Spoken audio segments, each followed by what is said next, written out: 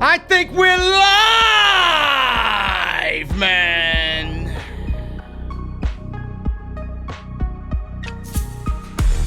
AEW Dynamite. We got Full Gear this weekend. It's gonna be good. I feel it in my bones. It's gonna be good, man. They're hyping a lot for this show on Saturday night. Who's gonna make the next big impression on the world of pro wrestling is what they are hyping.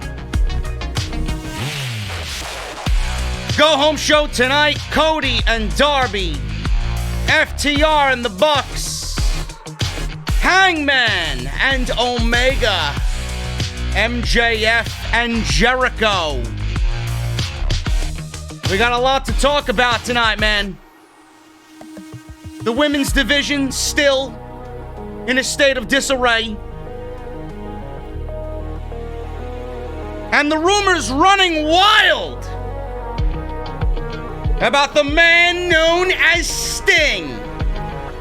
Will he be at Full Gear? We're gonna go over it all, man, right here.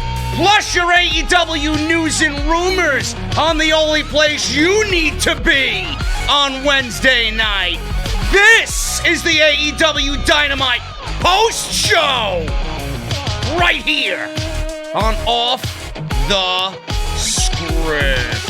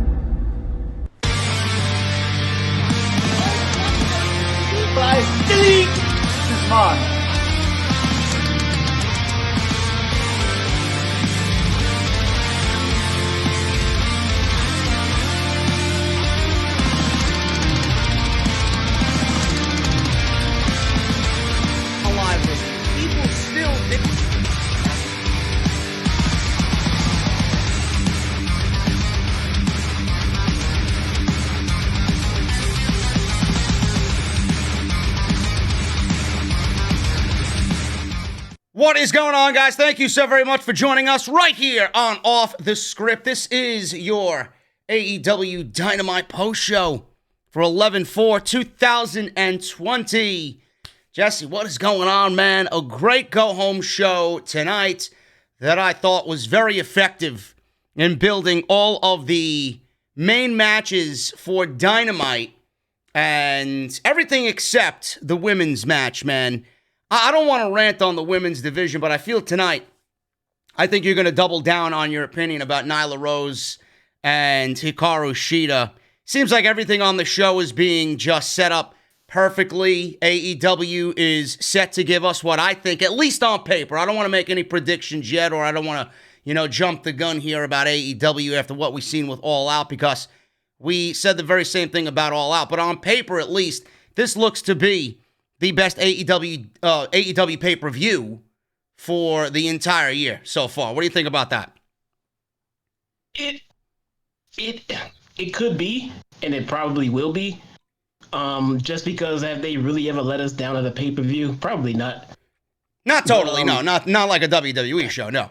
Yeah, but, I mean, I don't know. We'll get there, though, man. But first and foremost, man, how are you, man? How's everything in New York, man?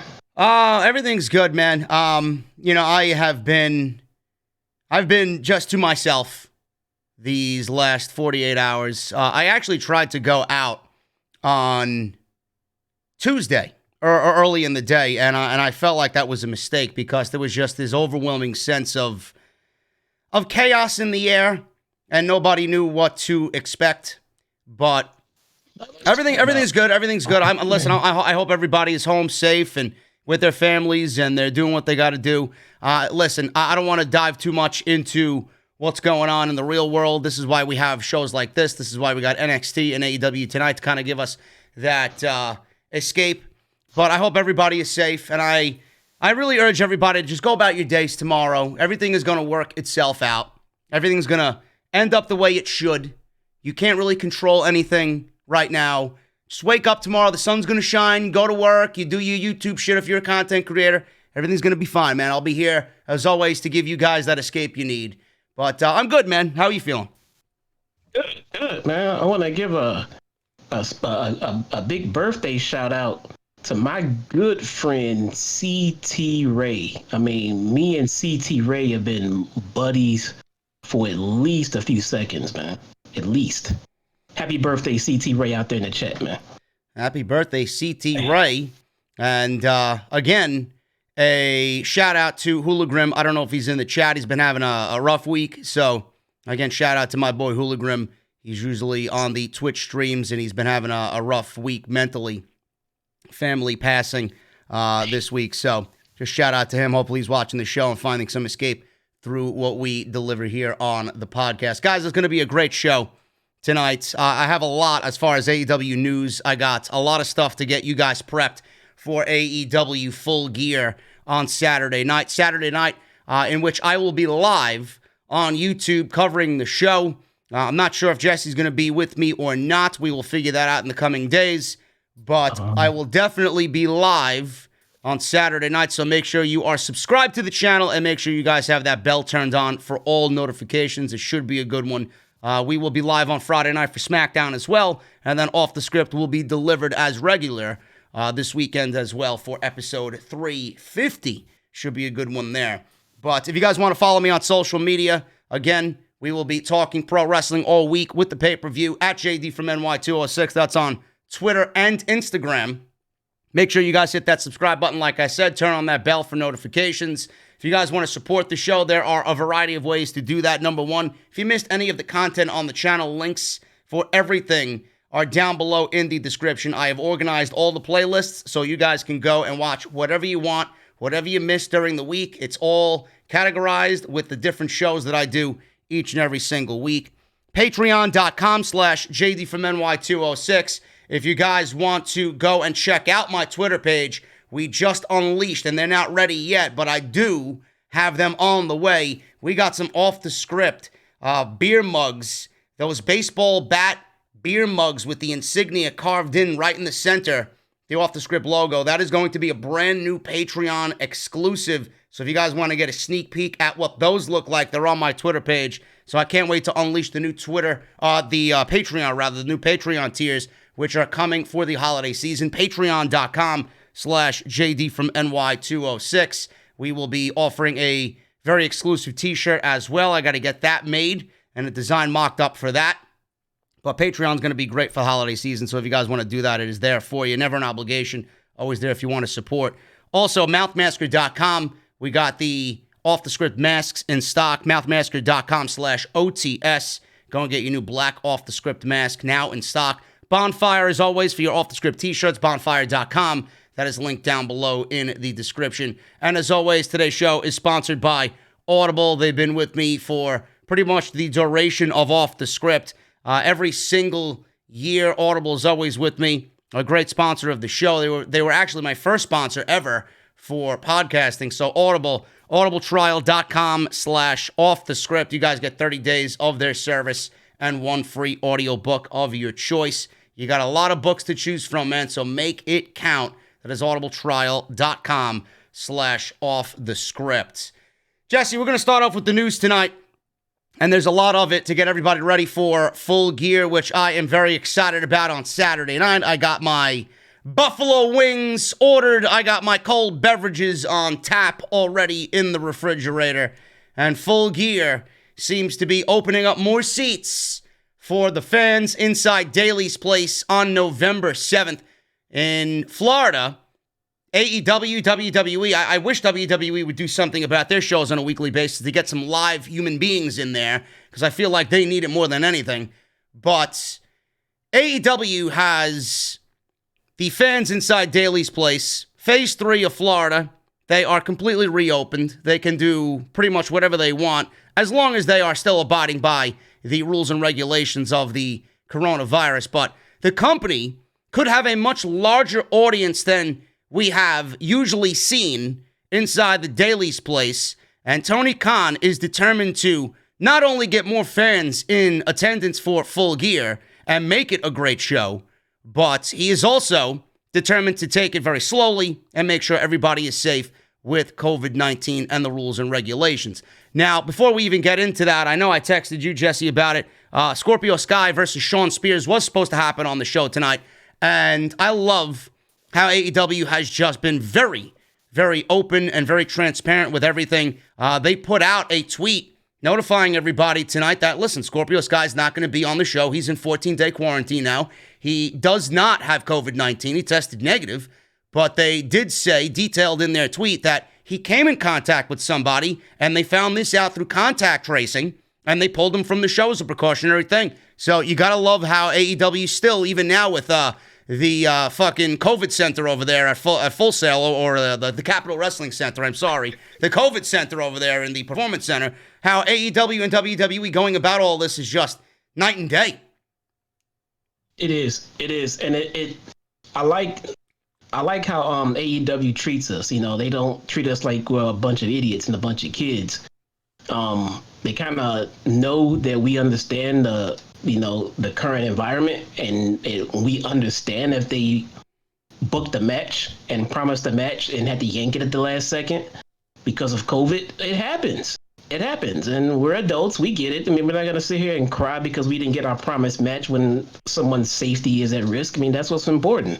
So, 100%. I mean, I love this. So I hate trying to figure out what's going on with WWE as far as why someone's not there when they pop back up. Are they putting others at risk? What's going on? I mean, they just want us to kind of close our eyes and just watch, pay attention to what's going on in the ring, and you can't do that in 2020. You just can't, man.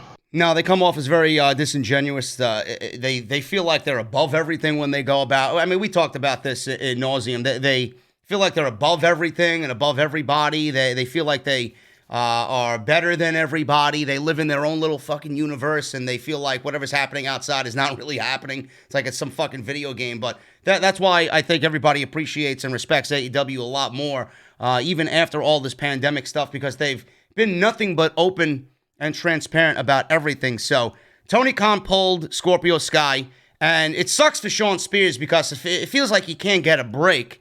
But I'm sure that when he is ready to return, that match will happen with Shawn Spears. But as far as that, and AEW being transparent and them being open about everything, we have AEW wanting to get more fans inside Daly's Place. Tickets went on sale for Full Gear on October 30th. They are giving themselves 9 days since then to sell tickets, and they aren't filling up Daly's Place. They're limiting the seats. I think they'll probably reach 1,000.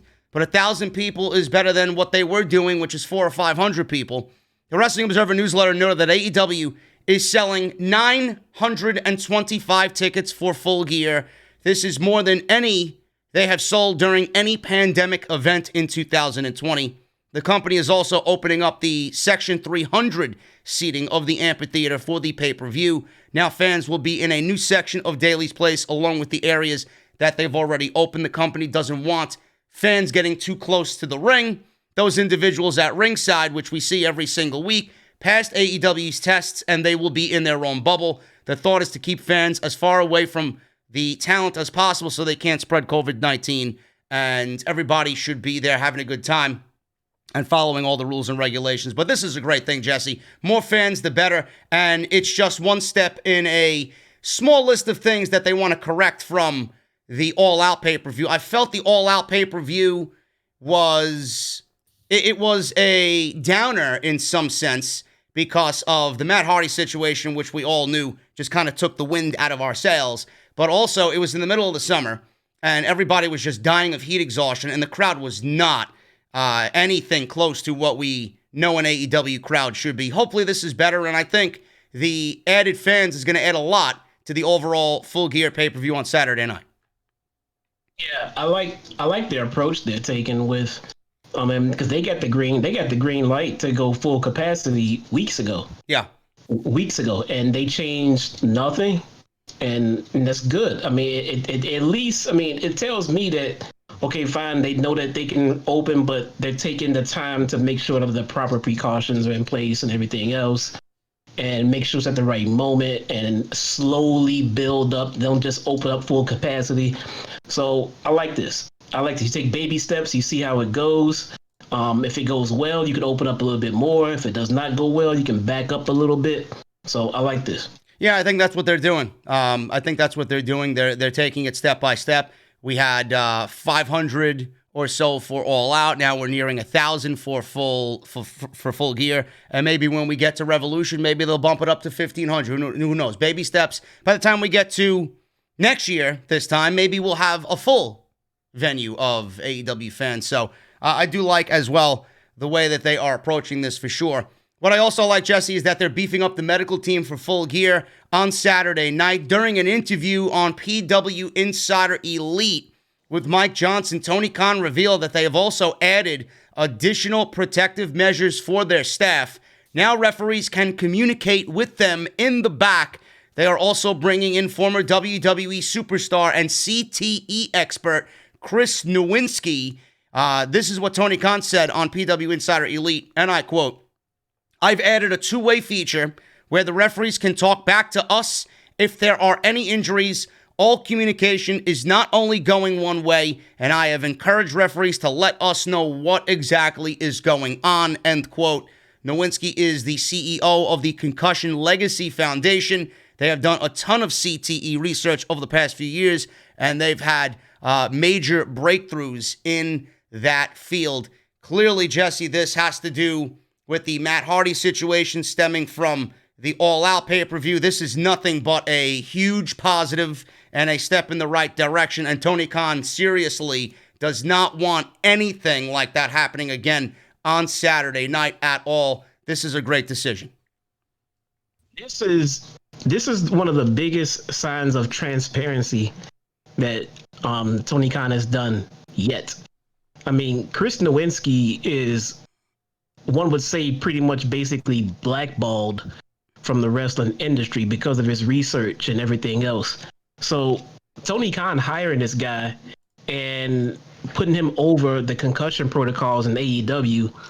I mean, first off, Chris Nowinski is not going to sugarcoat it.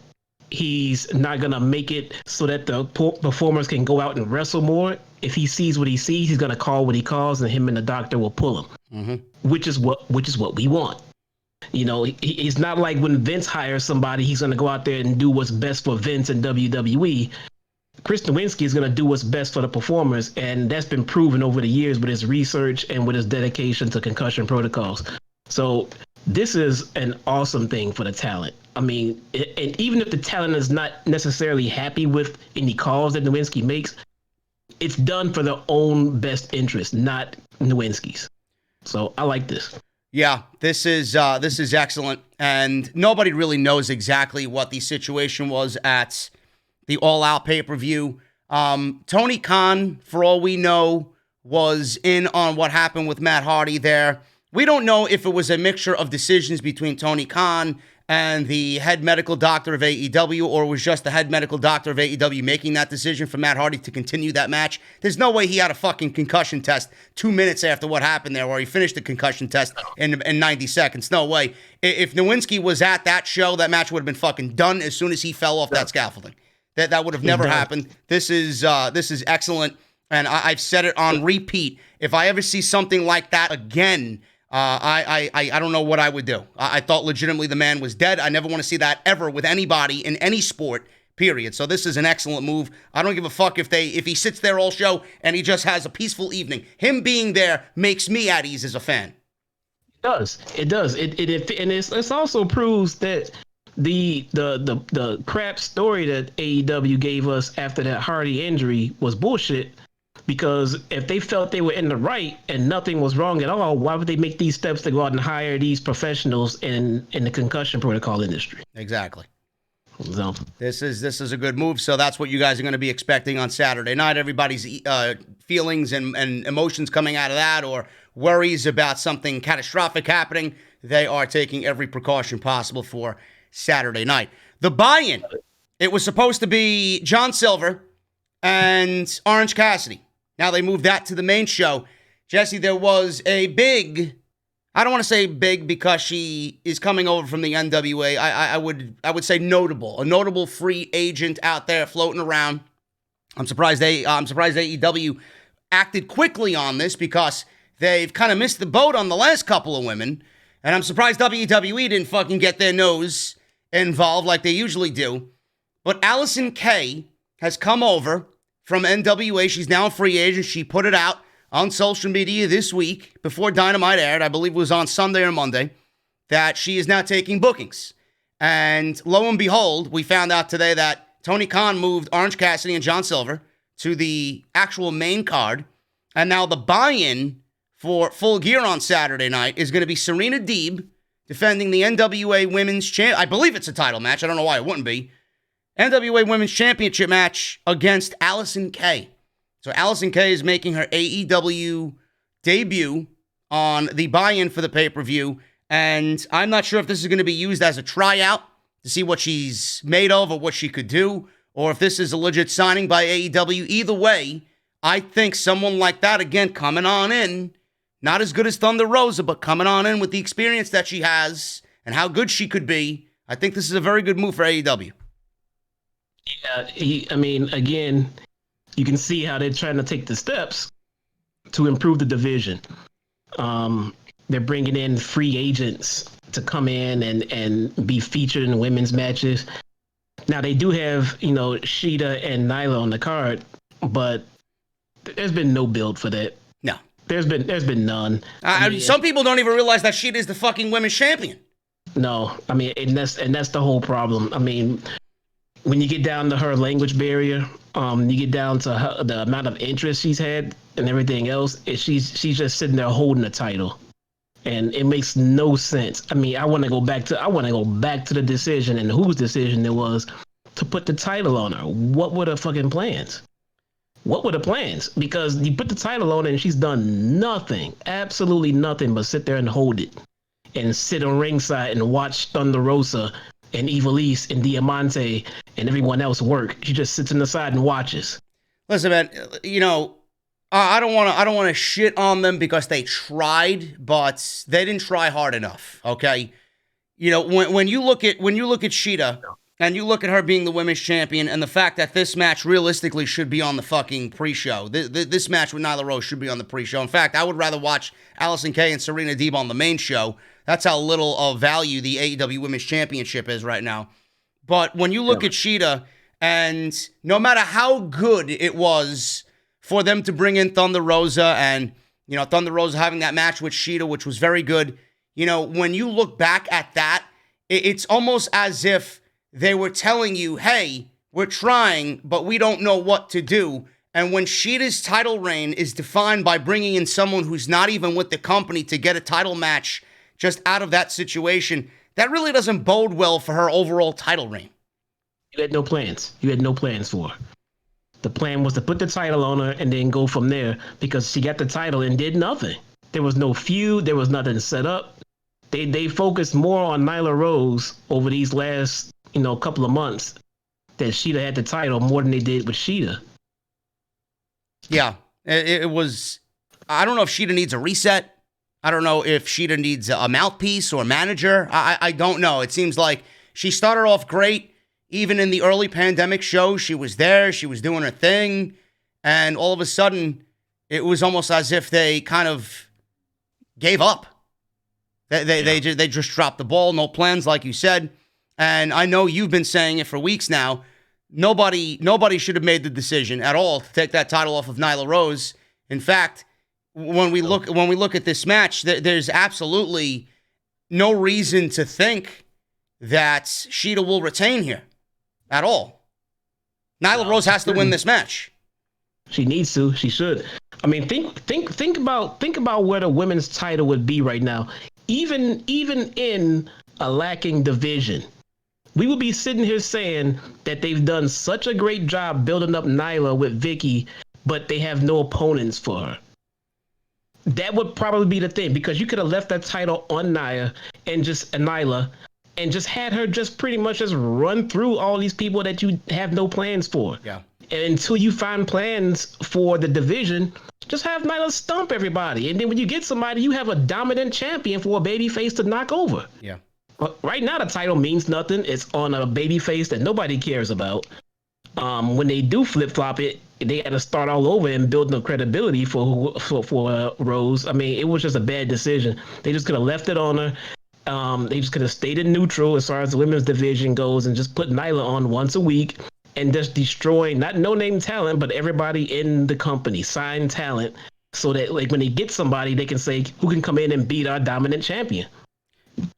Now, what do you think they do? What do you think they do here? If Nyla Rose gets the championship, does AEW have a plan for Nyla Rose? Or is it going to be something where they are just going to repeat the same thing over and over again? They'll pretend like they have a plan, and it'll be rinse and repeat. She'll have the title, and then she'll have nobody to challenge her for it. Or is AEW bringing in somebody on Saturday night, and it's not a big male superstar? What if it's a big female superstar that really kickstart a brand new era of the women's division? Is that a possibility? It is, but if you bring in a new talent for the women's division now and then try to thrust her into a feud with Nyla Rose. What's the point of putting the title on Nyla Rose? Huh? What's the point of putting the title on Nyla Rose only for her to be beaten? Exactly. Yeah. Exactly. So, I mean, they kind of just they need to put the title back on her now. And now you need to wait and build up their credibility, like we just talked about, and hopefully bring somebody in to then beat her. But if they would have kept that title on her this whole time, by the time they found someone to go up against Nyla, it would be interesting. Yeah. Because every time we'd be sitting there like, is she gonna beat her? Is she gonna beat her? Is she gonna beat her? Who is this? Big name comes in. And then you can do a hot shot. Yeah. You can do a hot shot in the title then. Yeah, that's exactly the way they should have went about it, honestly. Yep.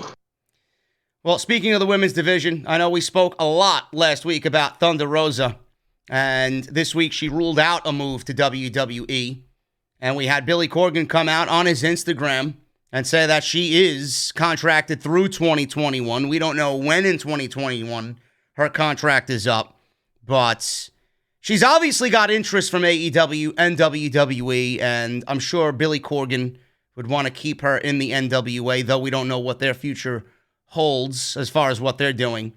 But she was recently interviewed by Bully Ray on Busted Open Radio, and she ruled out a move to the WWE, noting that it would mean that she isn't able to work on projects she is passionate about outside the company. No matter what she does right now, everything that is on her plate would disappear with a move to WWE, which would probably net her all the money that she's probably missing out on by not doing those things, because they'll probably compensate her for it, but they'll put her under lock and key, and I don't know if she wants to live that way. You know, creative freedom is something to me that you can't really put a price on, and I feel like Thunder Rosa is that same way. In fact, she loves wrestling. We know she loves wrestling. She knows she wants to be at the top of her game no matter where she goes. But I would be a betting man to say that whatever she's doing outside of pro wrestling, some of those things, Jesse, could probably bring her more joy than what she does in a wrestling ring. So why would she want to give those things up? You know? Like you said, I think you said this in the past. A lot of the times, it's the dream of a lot of wrestlers just to wrestle in WWE. And that, I'm sure, floated for a while. I mean, but nowadays, I mean, how could you be excited about that? I mean, you just hear all the horror stories. Now, look, if you're a new and up-and-coming talent and WWE offers you a contract, run to it. Jump and run to it, by all means. But if you're sitting there with two possibilities on your hand between one company and another, I suggest you sit and weigh that shit out and think about it, man, because it might not be the best move for you to go to your dream company right now. Yeah, I don't think it's a good career move for her at all right now, and I have many reasons why I say that. You guys know most of them, but she said this on Busted Open Radio, and I quote, "I'm signed with the NWA and have another year with them." So there you go. She'll be with them most of the year next year. When it's my time, it's going to be my time. When my time comes, I'm not going to come as just another person on the roster, mark my words. So this is going to be good. She's going to continue to build her resume and continue to build value around herself. She's going to net herself more money next year because she's going to be worth that much more with all the work and, all of the hype that she develops for herself. She says, I'm coming for everything and I'm coming to be on top, just like I did this first time. My value is going to be bigger, she says it herself, because I'm going to be a better wrestler, cut better promos. My body's going to be chiseled. I'm going to have a better MMA record. I'm going to be like, this is all I have to offer. What do you have to offer me? That's what I want when I go to a bigger company. I want them to want me. Because of all the projects I have on the side, it has to be a place where I'm able to continue to work on what I'm working on. If I'm able to do it with NWA, then I'll go to the NWA. If I'm able to do it with AEW, I'll go to AEW. Not knowing what WWE is doing with things we have on the side, it's going to be a very difficult decision for me to work on my personal projects. Sometimes those personal projects are things that bring you the most joy in life. There you go. I don't want that joy to be taken away from money. If that's what I have to sacrifice, I'd rather be happy than be a slave. End quote. So I'm glad she's on the same page for now as what we both are thinking. Now, Alex McCarthy of Inside the Ropes or Talk Sport, I don't know which he is affiliated with, but he does work for WWE. He is now reported on Talk Wrestling that, and get this, Jesse, it was supposed to be Thunder Rosa who was going to debut on NXT last week on Halloween Havoc, but those plans were scrapped. They were going to set up an immediate feud with Thunder Rosa and Io Shirai for the NXT Women's Championship. McCarthy said this, and I quote, here's a little bit of a scoop, kind of. PW Insider said that there was supposed to be somebody who was meant to debut at the end of Halloween Havoc, at the end of the Io Shirai-Candice ladder match for the Women's Championship, and it was meant to have Thunder Rosa point to Io Shirai and kind of point to the next challenger for that specific championship. And that was what they were planning to do. Where we're at with this is I've done some digging around, and apparently it was supposed to be Thunder Rosa. She is the woman who is going to be making her debut as soon as these COVID restrictions, and she could have possibly found herself in that situation. They didn't want to take the risk at Halloween Havoc because of where she had been. So when all of that is settled, Thunder Rosa will apparently be making the next step to NXT, end quote. I don't know how that could possibly be if she's under contract with NWA. I don't know if that story's full of shit. I don't know if that was something that WWE had kind of floated around to her.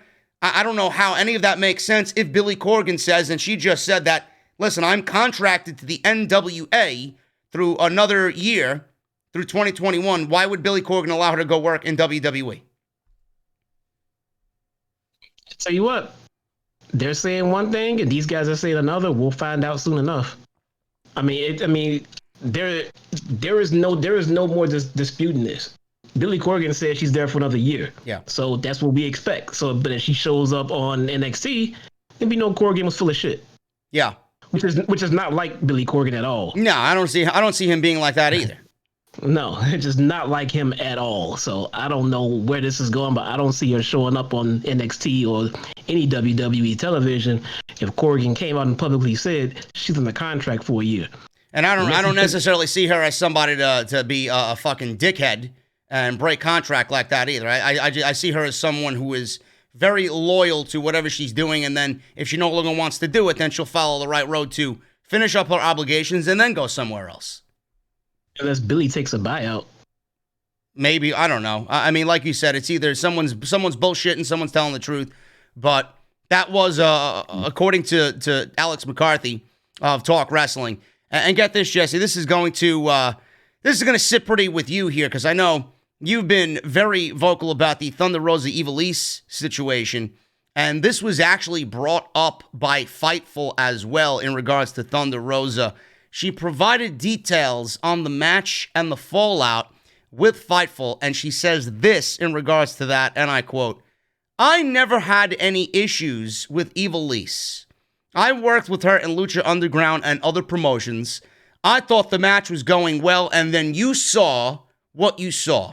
We made it work, we finished, and nobody got hurt. To me, That's the most important part. You got to make it work, and that's what I attempted to do. Even until the finish, I made sure my opponent was safe at all times, no matter what happened in between. My promise with anybody that I step in the ring with, regardless of my relationship inside or outside, is to keep my opponent safe. I'm not trying to kill you. This is not MMA. They're not paying me a bunch of money to try and kill you. This is a dance, and I tried to have the best dance possible. That is what she said in regards to Ivelisse. Now, it was also in regards to if there's money in the Ivelisse thing and they can turn that situation into good business. She said this, and I quote, "If you work it well, I don't see why not, especially if you want to milk it and make some money. Sometimes two people take things too personal and they rather go and talk and bash people. I'm a professional and I show it in the ring. I have nothing bad to say about this person. If the other person decides to bash me on social media, that's their prerogative, not mine. I do business very differently, and that's why people respect me." She went on to say that bashing someone or having an issue with someone does her no good when it comes to how other companies perceive her. What do you take about that, Jesse? What do you make from that about she never had any issues with Ivelisse on AEW Dynamite? And why is she bringing it up? She was asked. Yeah, okay. Well, bullshit. Look, I want to address somebody in this chat right now because it's kind of pissing me off. The Panda Droid says, if people want AEW women's to be the best in other companies, it's not going to happen in the first year. It's going to take a few years. Shida was a fine champion, so disagree with Jesse and JD. All right. Then he goes on to say, also, when Jesse said Shida has a language barrier, what is this? WWE? Stop that crap. Again, no disrespect to Jesse, but language barrier is the most WWE comment I've ever heard. What the fuck is wrong with this guy? Language barrier existed before WWE ever invented the term, so you say. She has a language barrier. It's hard to understand with her broken English. It's not an insult. It's not a bad, but people have language barriers. What the fuck are you talking about? And they had, okay, AEW's been in existence for a year, and the women's division sucked at the beginning of the year. So we're a year into it, and the division still sucks. Not only that, the thing is, yes, you're right. You're not gonna, make a superior division in 1 year, but they've made no progress. They've made no progress. The women's division is no better off right now than it was 12 months ago. Wait, well, what exactly is his point? What is he trying to say? That we have to give it time? We have to give it time for them to develop a women's division? I don't know what this tard is fucking talking about, dude. I mean, the women's division is terrible. Nobody in the wrestling community disputes that at all. And they've had time to work on it. Now, I'm not saying they're not working on it, but they have to make it right. They just can't just fix it in 1 day. They have to slowly build it. Like you say, it's going to take time, but they've had time and they've made no progress. So we're going to give them shit because they've made no progress. And Shida is not a fan champion. What has she done? What has she done? She's done nothing. Done nothing. She's done nothing. Has she made any of her feuds important? Has she raised the level of any of her opponents? Has she cut awesome promos? Has she done anything of importance? What is her finishing move? I don't fucking know. You know where it started? It started by giving Riho the fucking championship. That's where it started. She had a language barrier. She didn't even speak English. She didn't speak one word of fucking English. And they gave her the AEW Women's Championship. None at all. That wasn't a language barrier. That was just no English, period. You put somebody that the general audience on this program had no fucking idea who they were, and you made them the women's champion. Mistake number one. Why do you think AEW gave Chris Jericho the world championship when everybody was criticizing them? Oh, look, a 50-year-old WWE reject is the AEW champion. What did he do with the championship? Jericho made it the most prestigious championship in the fucking United States. That's why Jericho had the championship. I don't see what point you're making. AEW has had opportunities to make the women's division right. They let Deonna Purrazzo just slip through their fucking fingertips. They're signing Tay Conti. Why isn't she on TV? They're signing these women. Where the fuck are they? They don't give a shit. Now, maybe they're waiting for the other show to debut on TNT, whether it's a Saturday Night Dynamite or whatever the case may be, to get an extra hour of television time for these people on a major network. But they've done nothing with the championship and nothing with the performers. There's no story. A year. Yeah. They have the talent. They have the talent to make it something. They just refuse to do anything with the talent. And when you have a major free agent out there, you should be putting your money to building that with the resources that you have. WWE isn't afraid to spend money. Tony Khan's worth $8 billion. Go out and get somebody to fix the fucking division. Look, the only reason I haven't banned this guy because he keeps talking and it just keeps coming out dumber and dumber. He says she's fine as a wrestler. Nobody said she couldn't wrestle. Big Swole is fine as a wrestler. Should she be champion then? Fine as a wrestler does not mean you should be the head of the women's division in the company. He said Big Swole is fine as a wrestler? No, he said Sheeta was fine as a wrestler. Yeah, she's great as a wrestler. It's not the point. That's not the point. Exactly. I mean, she's great. It's fine as a wrestler. Great. So other women in the company can also wrestle. That doesn't mean they're fit to be champion right now and lead the division and help get the division out of the rut. Sheeta is not it. She's been champion for this long, and she's done nothing to elevate the division, other women, or herself. All right? That's not a good champion. I don't know why he's arguing with this. This is the same shit that pisses me off when people say Kenny Omega and whatever he's doing right now. Why didn't we get the Kenny Omega that we were supposed to get in Japan? Why didn't we see him in year one? Because it's a fucking build to get him to where he needs to be in year one. They found a way to build up the tag team championships with him and Hangman. That was the perfect way to use Kenny Omega. And now, being that they made those the most prestigious tag team titles in the fucking world, now you break them away. Now he's set for a world title run. And now look at how much bigger Omega is in year two than he was in year one. I don't understand. I don't understand why. It's the same fucking argument with people telling me Kenny Omega, oh, he should have been world champion right out of the gate. No, he shouldn't have been.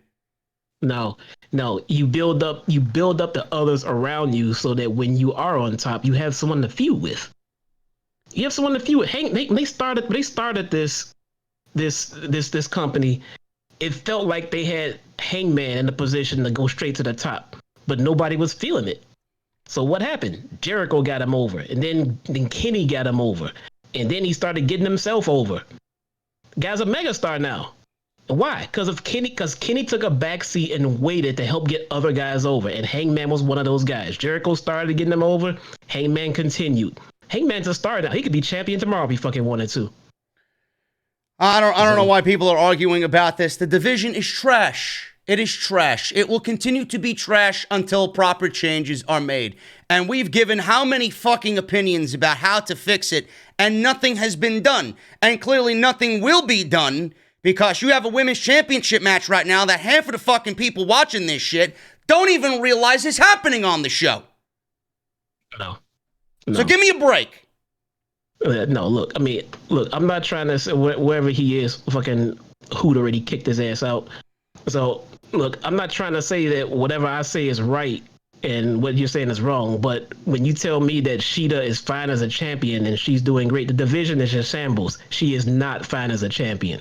If your division is in shambles, as a champion, you are a part of that. You should be doing something to make it better. Something. She's done nothing. She's done nothing. I could if there's one female in the chat here, I could take one female in the chat, make her the fucking champion, and it would be the same as Hikaru Shida being the champion. Doesn't matter. Same thing. Doesn't matter. But let's move on. That's my rant. So that's what Thunder Rosa said about Ivelisse. It is what it is. I mean, some people may think she's bullshitting. Some people might be thinking that she's genuine. Who knows? I mean, she's going to present herself in the best light right now because she is the most talked about female in all of pro wrestling right now. So yeah, and she's trolling. When she came out and started showing half her ass on social media, I knew she was trolling. Now I know she's trolling for sure. Yeah, you know, it is what it is. I wish her the best, and I want to see more of her for sure. And you know, whatever news comes up about Thunder Rosa, I will let you guys know right here on the podcast. We have news on Sting. Yes, Steve Borden's Sting. WWE removed all Sting merchandise. Speculation now began this week that he will be at Full Gear. Now, I'm not advocating for Sting to show up at Full Gear. I know their going tagline for this is who's going to make the next big impression, because AEW has had all of these highlights for the Full Gear package, showing off all the talent coming on in and making big surprises. Who's going to be the next one to make a big impact in AEW? Everybody is now associating that hype with Sting. Now, over the weekend, it was noted that Sting and the merchandise for Sting were removed off WWE Shop. He signed a Legends contract, but that reportedly expired several months ago. Now, this obviously led to speculation that Sting would join AEW. Now, Dave Meltzer of Wrestling Observer Live provided some details on the WWE Shop removing Sting's merchandise and the AEW rumors. Because Sting is no longer signed to WWE, Meltzer explained that the company isn't contractually obligated to continue selling his merchandise. So that makes sense. It was also noted that when a superstar's contract runs up, WWE usually has a window of no more than 6 months to continue selling their merchandise. Meltzer explained this was the case with former WWE champion Brock Lesnar. They removed his merchandise back in August. He currently isn't under contract with the company, although it's widely expected that Lesnar will be back with the company. No reason to believe he's going anywhere else. As for the AEW rumors, Meltzer explained the company could be enticed to bring Sting in, although he believes a move like this would wait until they have full crowds again. Now, back in May, Mattel announced, yes, the toy company Mattel announced that they were removing Sting action figures from their Legends 7 series due to circumstances out of their control. Many interpreted that as a sign that Sting was about to sign with AEW, but that obviously has not happened yet. Sting's last WWE appearance took place on February 25th. That was an edition of Monday Night Raw. He was one of the many legends that showed up for Ric Flair's 70th birthday celebration, but Batista attacked Ric Flair backstage before the party could start, setting the stage for a match which he lost to Triple H at WrestleMania 35. And Sting has not appeared that often on WWE television since his retirement. And with them no longer selling his merchandise, it certainly looks like the two sides aren't about to agree to a new Legends deal with the company. And it feels that Sting right now in his next wrestling appearance will be with AEW and not WWE if one was to choose one company over the other. We're just going to have to wait and see. Jesse, with all the rumors going around with Sting, does he show up at Full Gear? And if he does show up, does he have a part in what a lot of people are speculating he will have a part in? And that is the Darby Allin-Cody Rhodes match for the TNT Championship. Do you see this happening? And do you want to see Steve Borden back on Pro Wrestling TV with AEW? That's a tough one. I would have said the Sting rumors are just that, and not to look too far into it. But when WWE started just taking them off of their sites and everything else, I think that's a confirmation, man. They know where Sting is going. They somebody in there knows he's going to AEW, and they probably got wind of it, and they've already started their petty shit. I mean, they started taking him off and everything else. So I think he shows. Whether he shows at Full Gear or not, I don't know. And maybe they got it planned, maybe they pull it and go a different route. But nonetheless, I say he shows up there sooner rather than later, even if it's not this Saturday. What does Sting bring to AEW? How does Sting enhance AEW? And why would they bring in Sting if he is only going to attract the audience of, he might attract the old casual TNT audience, and someone sees Sting on television and they might attribute that to, oh my God, look at this, Sting is still wrestling and Sting is still a big important figure on TV for pro wrestling. Doesn't it go against everything that AEW has kind of brought to the table as far as what their vision is for the company? I'm gonna weigh on the side of they haven't let me down yet, so I'm not that worried about it. They brought in the Rock and Roll Express. Mm-hmm. They brought in Tully Blanchard. They brought in Jake the Snake Roberts. And all these guys are legends, retired guys we don't want to see in the ring anymore. But yet they've managed to use them in spots where we enjoy seeing them every week. Yeah. So if they can come up with a spot where they're not trying to force Sting into a match with Cody and everything else, if they're not trying to put Sting on TV in a high-profile match, I'm open to it. But no, I don't want to see Steve Borden in a ring trying to perform one last time for one last match. And I want to see him used in the way that they use the other legends, where they're needed and where they can benefit. Sting has a lot of experience to bring to the table for the young talent in AEW. And I would love for him to be back there and teach them all these things. That's not in the ring, please. Yeah, I don't think AEW would use him in a wrestling capacity. I think you pretty much nailed it. I think he would come on in and we would see him in the black and white face paint on Saturday night if that is the deal happening here.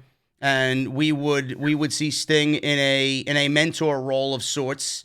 You know, I'm not saying he's going to not get physical, but he's not going to have a full-fledged match. He's going to be like some of the people in the chat and you mentioned, he's going to be what Tully Blanchard is to FTR, to whomever he's going to be associated with, whether it's Darby or anybody else. I think that would be a great thing to see. And I know he kind of wants to end his career, you know, doing something fruitful for some promotion, wherever that may be, especially after his career was taken from him because of a reckless, stupid move that should have never even fucking happened in that match with Seth Rollins. We haven't seen him since then in a wrestling ring. So I do think AEW will do the right thing, and I don't think that Tony Khan would put him in the ring, period. Yeah, he will. I mean, I think trying to fit Sting back into a ring is going to be like trying to get The Undertaker back into yet another match. I mean, it's the time has passed. Yeah. And yeah, he did get hurt with Seth, but at the same time, if he was in better shape, he wouldn't have gotten hurt from that buckle bomb. I mean, the guy is, I don't want to say the guy's old and mean it as a derogatory thing. The guy is, he's older. All right. I mean, he's a legend. I mean, he needs to go to do what legends do. Be a producer, go to the creative team, help people with promos, help people with gimmicks. Mm-hmm. Sting can help people develop their gimmicks. Yeah. Sting has been a master of his gimmick throughout his whole career. So that could be something he can do. It's just no need to put him in the ring. We're already scared to see Matt Hardy in the ring. I don't want to put Sting in on the match too. Yeah. Yeah, we'll see what happens, folks. The rumors are running wild about Steve Borden showing up on Saturday night. So I'm just going to throw that out there. It's being talked about. So if we see him, don't be surprised. And like I said, AEW has been promoting something or someone showing up happening at Full Gear. So we'll see what happens on Saturday night. And finally, guys, this is a good one. And this is good news for Cody. Cody Rhodes and the trademark for his name was dropped by WWE as of this week. Cody Rhodes, real name Cody Runnels, has been looking to gain the trademark rights to his ring name for what seems like forever from WWE. It appears that Rhodes might have scored a big win in attempting to get the rights for his name as WWE filed a cancellation notice with the United States Patent and Trademark Office this week. Thus, this notice is WWE surrendering the trademark. The office is now listing WWE's filing as dead, while Rhodes' filing is listed as live. My God, man. Jesse, I would love if we begin the new year, or probably before that, when Cody comes out and we can actually say, or hear Justin Roberts say, Cody Rhodes, instead of the natural nightmare, Cody. They've already started using it. Who? Justin Roberts? AEW TV. Only one that has not used it yet is Justin Roberts. But they called him Cody Rhodes on commentary, and apparently after the show he cut a promo to the live crowd pretty much announcing he got his name back. So he's using his name right now for sure. Okay, good. That's good news. I'm happy for him. Finally, we get to call him by what we know him as instead of just Cody. You know, who the fuck is Cody? But Cody Rhodes got his name back, and WWE canceled their trademark, which, I mean, they we know how petty they could be. This was nothing more than a fucking petty move by them. So the fact that they canceled it, God bless them. Thank God he's got his name back. Here it is. Cody, heel by nature, is saying, Cody speaks after Dynamite, says, quote, "It feels good to be Cody Rhodes again." There you go. Says, Following tonight's episode of Dynamite, Cody addressed the audience, which aired on Fight TV. He confirmed the early reports that WWE was no longer. So yeah, he's using it. He's taking it. He's running with it. There you go, folks. We're going to see Cody Rhodes versus Darby Allin at Full Gear for the TNT Championship. Some good shit there. All right, guys, we are going to hit this show. That is the AEW News and Rumors for the week. Make sure you guys are subscribed to the channel. Make sure you guys hit that thumbs up. Let's try for 750 thumbs up. We got over 1,000 viewers finally in the chat. It's been a slow night tonight. I'm sure everybody's doing their election viewing and keeping an eye on that. But Hoot Media is in the chat moderating. Hoot Media, have we been number one all night? Let Jesse and I know about who number one is in the community tonight live for the AEW Dynamite post show. So thank you to Hoot Media for moderating in the chat. And today's show is sponsored by Audible, guys. Remember, Audible, audibletrial.com/offthescript. Make sure you guys sign up. You get one free audiobook of your choice and 30 days free of their service as well. The super chats are open, so get them on in. Jesse and I will be hanging out at the end of the review. Show started off with a backstage interview with Chris Jericho, who angered some people on social media today. He put over Hager for his MMA win and Santana for being a bad dude. MJF appeared and said he was hard like them. And Hoot Media says, you've been number one all night, man. And a belated happy birthday to Ben C. It was his birthday yesterday. Happy birthday, Ben C. So, there you go. Happy birthday from Jesse and I, Ben C. MJF appeared and he said he was hard like the Inner Circle. Jericho said that MJF was soft. MJF said, oh, I'm soft? Just watch. And then he stormed off. And we got MJF versus Sammy Guevara and Ortiz with Wardlow in the opening match of Dynamite. This was very good, and Wardlow continues to impress. He looked very good here. MJF, he tried to be a little bit more intense in the ring, and MJF and Wardlow here win in 10 minutes. We got Wardlow hitting a huge superplex for a near-fall avalanche of sorts coming out of the corner. Jesse, I'm going to be honest with you, man. If I don't see another avalanche maneuver in a multi-man match ever again, man, I would not be hurt by that. I would not be hurt. So it's almost, we see these avalanche spots almost. It's like fucking the rite of passage almost for these fucking matches. It is getting kind of stale, man. Yeah, same thing with the fucking dives. Sammy Guevara had dives in this match. He barely grazed whoever he was diving on. What are you doing dives for if you're not going to fucking connect with it right? Seriously. Yeah, depending on who's doing said dive, I do start to cringe like as they approach the ropes. Yeah. Guys like Big E. Oh God, please, man, stop it. Yeah, or Rollins with his fucking shitty dive. Like, it don't even do anything. It's not. Yeah. It's not even a hard hitting move. What are you doing? You're just risking injury at that point. Yeah, it's not worth the risk. It's really not. So Wardlow hit a big avalanche out of the corner, superplex. Everybody fell down. He got a near fall on Ortiz. Sammy broke up the pin there. Matt Hardy was in the crowd. He was dressed as Serpentico. He threw a chair at Sammy.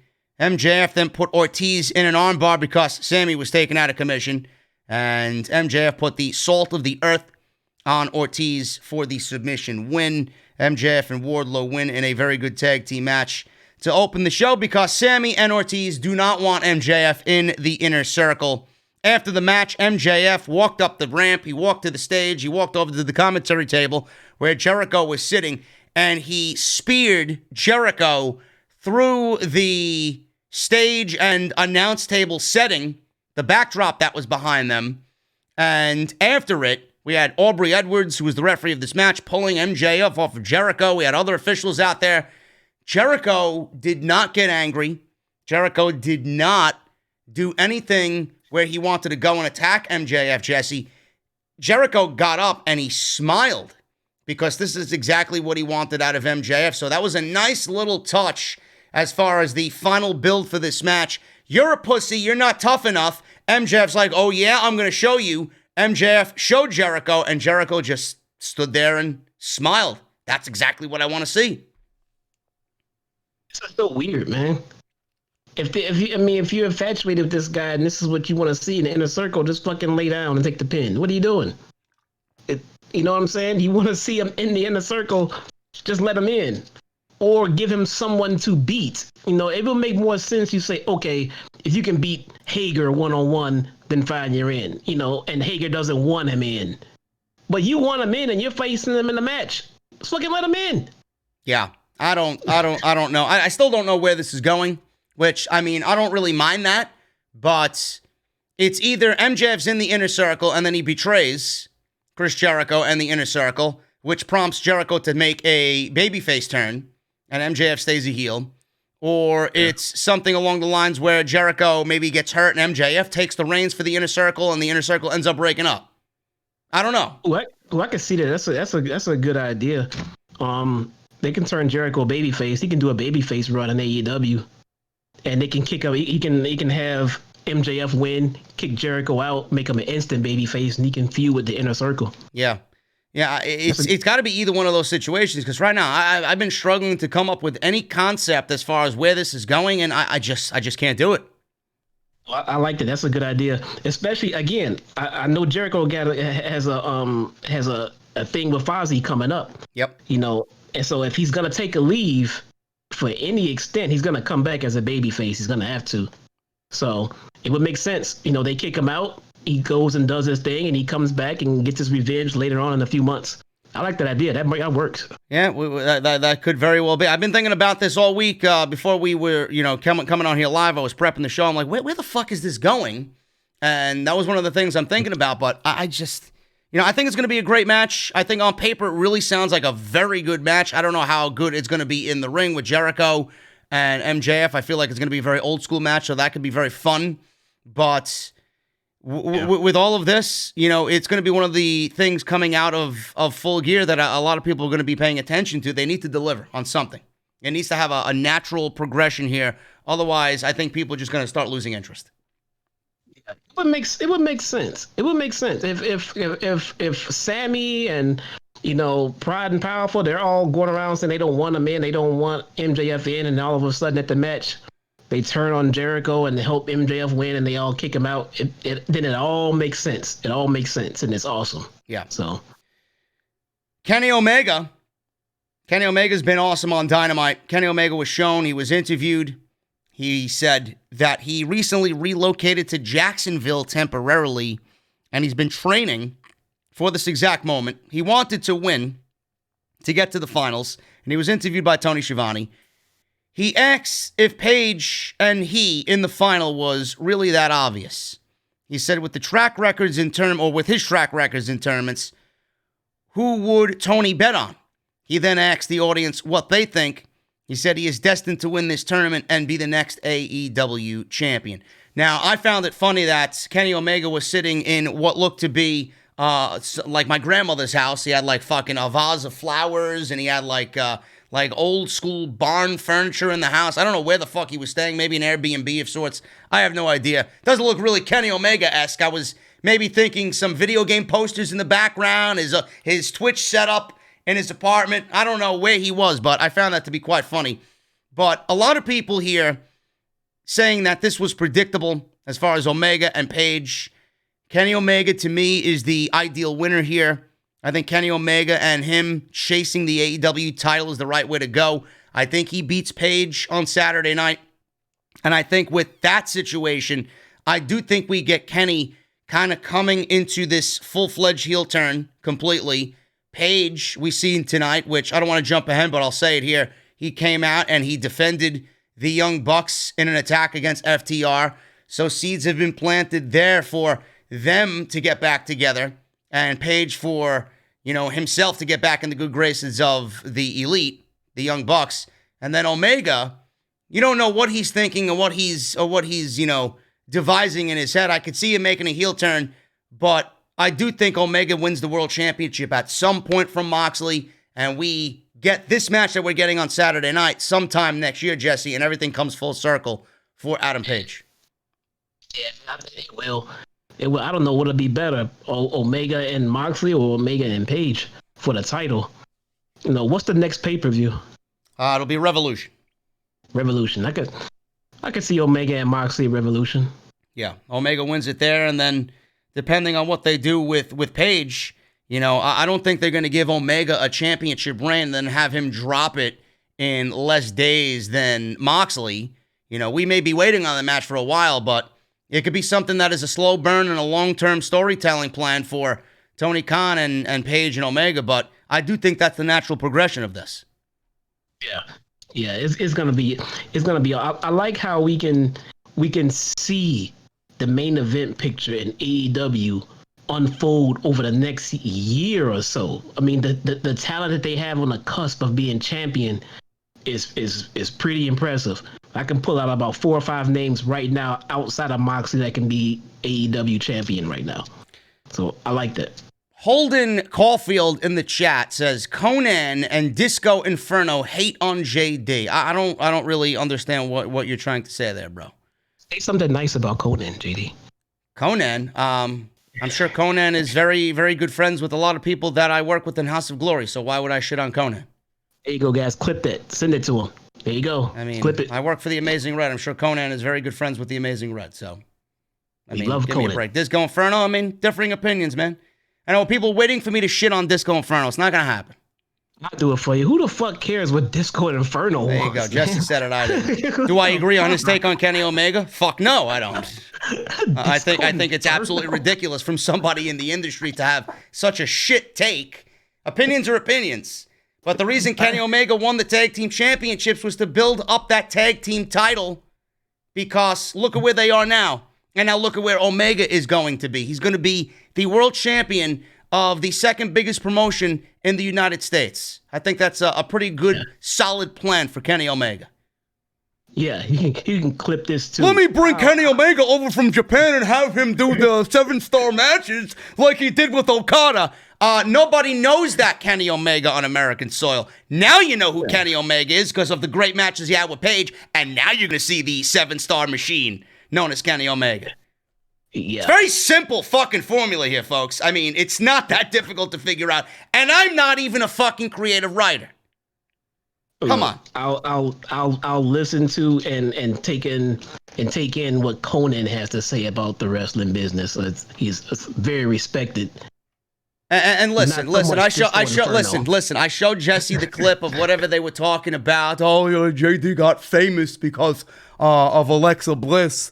Listen, folks. I'm not famous. Okay, I'm some fucking dude on YouTube who makes videos talking about wrestling. Okay, now me that I have a podcast and it's ranked in the top 30 on iTunes of pro wrestling amongst the bigger names. It's a pretty big fucking deal to me, man. So I'm doing something right. But I'm not famous. Jesse said it perfectly, man. I'm not famous. I'm infamous. Simple. I should put it on a fucking t-shirt. And by the way, the Alexa Bliss situation did not net me any popularity, and it did not aid me in my growth. I've been growing well before Alexa Bliss wanted to come on Twitter and say what she said. So it had nothing to do with that. Absolutely nothing to do with that. Why am I where I am? Because I'm great at what I do, and I know my shit. So if Conan wants to take a listen to our show and give some feedback, I'd be happy to hear it, but not Disco Inferno. Whatever, man. Disco can have his opinions. Disco works for Vince Russo. I think he's part of the Realm Network or whatever the fuck Vince Russo does. I enjoy listening to Vince Russo. Oh, that changes everything. Vince Russo and Disco Inferno. Oh man. That's a game changer. I didn't know he was, man. Listen, man, I genuinely enjoy some of the people Vince Russo works with, man. I enjoy when he works with Billy from the Dirty Sheets. Billy's got some really good takes, on pro wrestling. So, and you know why I like Billy? Because him and I have a certain disdain for someone named Ryan Satin. So that's why I enjoy Billy's takes too. Anyway, enough of this shit, man. Hold on, I'm not done with fucking Russo. I stopped listening to Russo after hearing him so many times on outlets like Fightful and everything else, just literally come out and say that he does not watch the current wrestling product at all. He does not watch it at all. So he'll get the information of what happened from a show from Raw Sapp or whoever he's hosting the show with. Who said that? Russo? Russo. What are you talking about? I'm subscribed to his YouTube channel. He's doing watch-alongs for Raw, SmackDown, and AEW every week. He doesn't watch the shows. Maybe he does now, but before, no, I quoted him on this before AEW even existed. This was years ago, but he was still on weekly podcasts, literally saying how he does not watch the product anymore. He just gives his opinion about what happened for a night after, like, his co-host gives him the situation of what happened. Like, he will read the result of the show, what happened in the match, and then Russo will weigh in on what he thought about it. But he doesn't watch the product at all. That's when I quit watching them altogether. So maybe, I'm sure he watches it now, but I can pull up the quote. He literally said it multiple times how he doesn't watch the current product at all. Someone in the chat said Disco Inferno personally said that jobbers didn't exist. What? They existed then, they exist now. Everybody's a fucking jobber on TV. What do you mean, though? He exists, doesn't he? What the fuck? Jobbers didn't exist, man. Bro, listen, all because you won one United States title. How many titles did he win? No, that doesn't make him a jobber? Come on, bro. He's a fucking jobber for sure. Whatever, man. I have no heat with anybody. Listen, whatever people want to say as far as opinions, man, you can say whatever you want. If it's an opinion that you like, then listen to it. I personally think that there are differences between opinions and fucking just stupidity. You know, if you have a shit opinion, I take that to be stupidity. Simple. Moving on. Inferno. Moving on. Miro. A lot of people's opinions on Miro are that AEW is botching his time in AEW, his short time in AEW. Now, I will say this, Jesse. Miro is very good at what he does. He had a very good match with Trent. I've seen some people on social media saying, he got way too much offense, Trent did on Miro. First of all, Trent is a world-class pro wrestler, okay? He had a very decent singles run in New Japan. Don't know why anybody would think that Trent is a quote-unquote jobber. Even though he's a part of a tag team, that doesn't necessarily mean that he should go in here and get squashed by Miro just because, you know, these casuals need to be appeased. And AEW needs to make Miro right again. Listen, Trent had a great match. I don't know if you guys remember.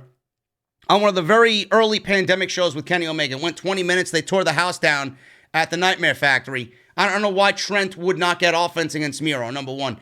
Number two, I know you agree, Jesse, they are definitely botching Miro's run in AEW. It's not a botch to a point where it is just completely ruined. They have plenty of time to fix this, you know. But I don't necessarily think the best man thing is working. I have no fucking idea, like you said, what that even means.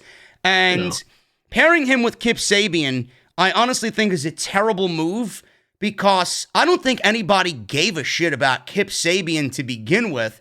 So why would you pair somebody like Miro, who should be several rungs up the ladder past Kip Sabian? Why would you pair him with somebody that nobody gives a shit about? Yeah, it's the core, the very core of the start of Miro's run here is a bad start. It just makes no sense. The gimmick, who they paired him with. I'm still waiting for the Kip Sabian Penelope wedding. When is that? They have not announced that at all. At all. I don't know.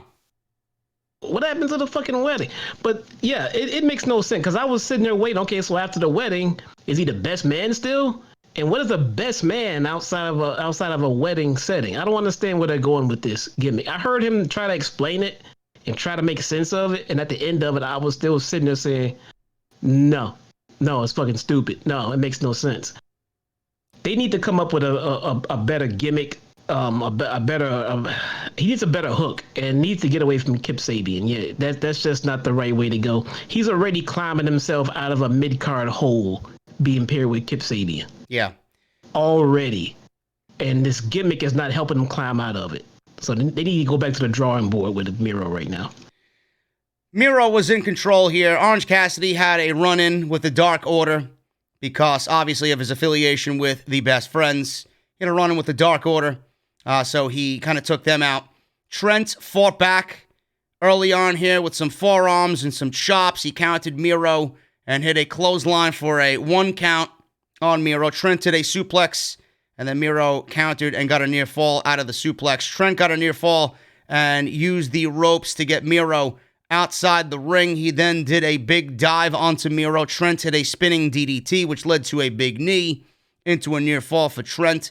Towards the end of this thing, Trent slipped on a springboard move off the top rope, which looked to be, I don't know if people thought this was a legit botch, but I do think that this played right into the ending.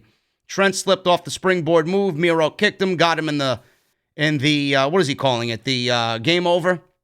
Yeah. The accolade that what was the old accolade move that he used to do. Same move, it's just under a different name. He calls it the game over, and he made Trent submit for the win here. Miro and Kip beat up Trent and Chuck after the match. Orange Cassidy came out and took Miro and Kip out with a trust fall on the outside.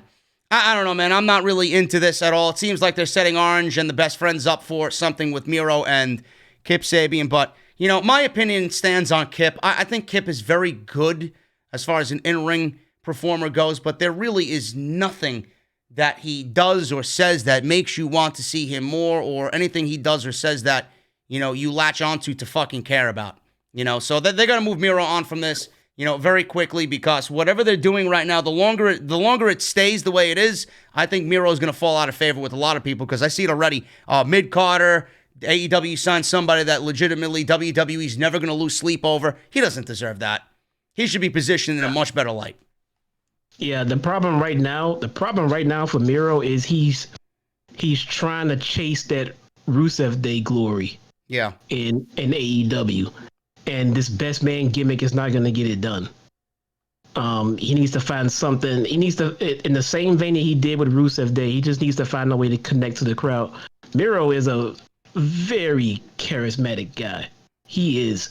If you just give him the right direction and give him a microphone, he'll get himself over. He will. The guy is hilarious. He has it. But right now they need to find it, because he lost it. WWE had him on the cusp with this Rusev Day thing, and it's not transferring over to AEW, so they got to find a new route to get him back up top. Is it something that's going to work itself out when fans are back? Because I do think that if fans were there and we were under like legit shows here, like we all want so desperately, you think Miro would be in a better place? That's how he got over. He connected with the crowd, so he is going to need a live crowd to kind of feed off of. That's how his whole gimmick got started. He literally just said Rusev Day one time. The crowd loved it, ate it up, and he never quit. You know, so maybe he does need a live crowd to try to get that momentum back, to get that he needs to get that bond with the crowd back to get himself back over again. I think Rusev is a lot like a lot of other gimmicks, that you just need a live crowd. You need a live crowd to feed off of. People like Darby. Darby is just a star right now because of his in-ring work. But when live crowds come back, Darby is on his way to the top, man. That guy is over as a babyface right now. Yeah, I agree with that. But Miro wins in 9 minutes here. There was a situation, I don't know if it was this week or last week, where Miro was interviewed, and I don't know who he was interviewed with, but he said that when fans critique the product the way that, you know, we usually do here in the community, that we're not really fans. And I was really turned off by that one comment. I'm still a fan of Miro, but it just plays into the fact and the aspect that all these pro wrestlers, you know, when they say shit like that, you know, they are quick to call us marks when we want to complain about something that we don't feel is right, or complain about something that is not good on the show. I don't understand, you know, and I really appreciate Miro. I respect Miro. I stood up for Miro. But when I hear shit like that, it just makes me, it turns me off to whatever they are on television. When I hear shit like that, how are we not allowed to critique something? Like, you're in the public limelight, you're a public figure on a major network, on a TV show. You are not immune to any sort of criticism.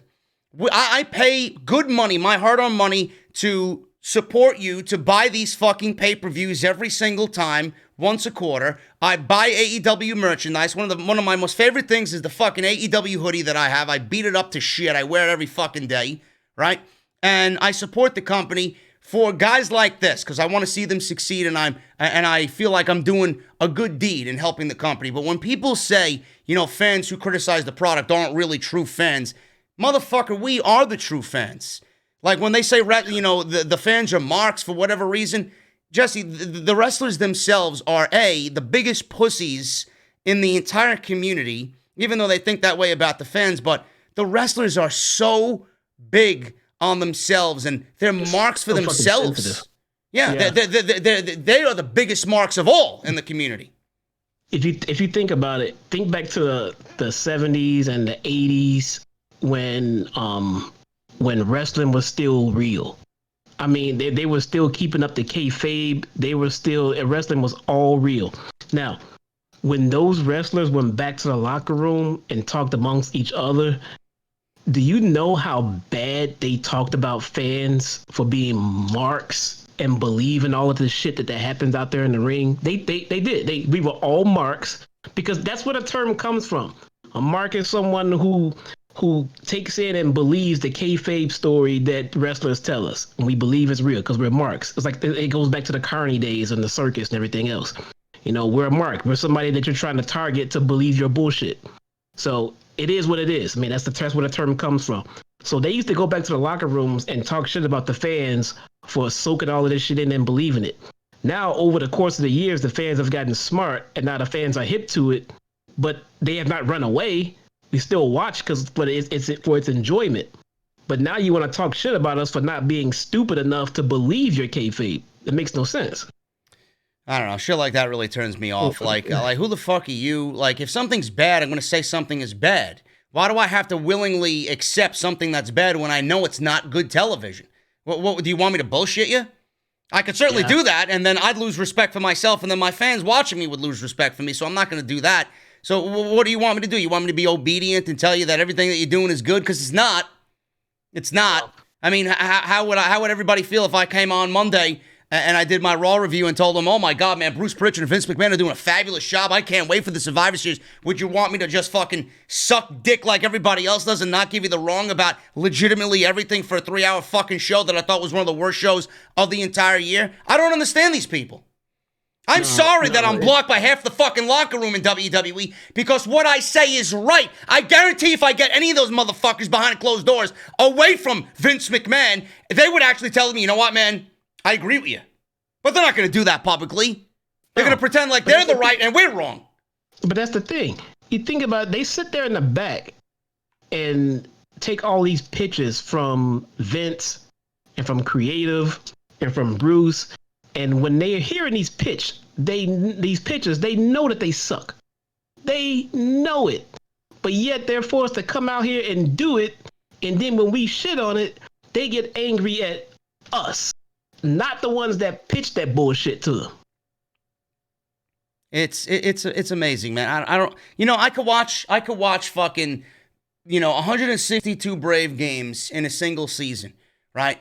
And if fans who are very vocal, football fans, whatnot, you got how many people watching the fucking football season and are avid fans of whoever they're cheering for. You never see the coaches or the players for MLB or the NBA or the NFL go on social media and fucking call the fans marks and shut up, just enjoy what you're given. If you've made a bad play, the fans are going to call you out on a fucking bad play. Why do they get it and the pro wrestlers don't? They're sensitive, man. I mean, they want us. I mean, I think the difference is athletes go out there and they know they're supposed to perform to a certain level. And when they don't, the fans will get on them because they're not doing their job. Now, wrestlers go out there and do what they're supposed to do, and fans don't like it, and the wrestlers still think they're doing their job. But if you're not making your fans happy, are you? I don't know, man. I don't, it's just, something like that just really turns me off. So I wanted to bring that up because that was in the news as far as Miro goes. T-Bar replied to JD. They definitely watched the podcast. I don't know if he watches the podcast, but he's definitely searching himself on social media because I don't fucking add anybody. Who's T-Bar? Teabag, I'm sorry. Teabag. Okay. Yeah, okay. Yeah. All right. Yeah. And that's not a form of Lipton tea, folks, that you're going to find in aisle 7 at Stop and Shop. It's a tea bag of retribution. You know, the group that got buried by Bray Wyatt that somehow is hanging on to a thread of relevancy in WWE. Young Bucks versus Private Party. This was very good. The story here was the Bucks barely escaping with a win before their big tag team match with FTR on Saturday night. Both teams went back and forth. Hit signature offense. No reason for me to go over it. If you enjoy a Private Party match, you know what they bring to the table. That high-octane, high-offense move set that they got. The Young Bucks, you know their double-team offense, very explosive. Both teams went back and forth. Private Party hit some tandem moves. The Bucks were in control. Private Party made their comeback after a commercial break and worked over Nick's back. Matt's ankle was also the story of this thing. He actually took a dive outside and sold the ankle on a dive, and they kind of played it off on commentary with, he's not thinking in the moment. He does things that, he usually does, but he's not thinking about it because he wants to win, so I like that aspect on commentary. He sold the ankle. Nick looked to make a tag, but Matt's ankle was in bad shape, and he couldn't tag in. Private Party hit Gin and Juice for a near fall. Right to the finish, the Bucks went for the Meltzer driver, Cassidy, who I thought looked great in this match. I love Isaiah Cassidy's offense. Cassidy pulled Nick off the apron. Quen and Matt traded cradles for a series of near falls.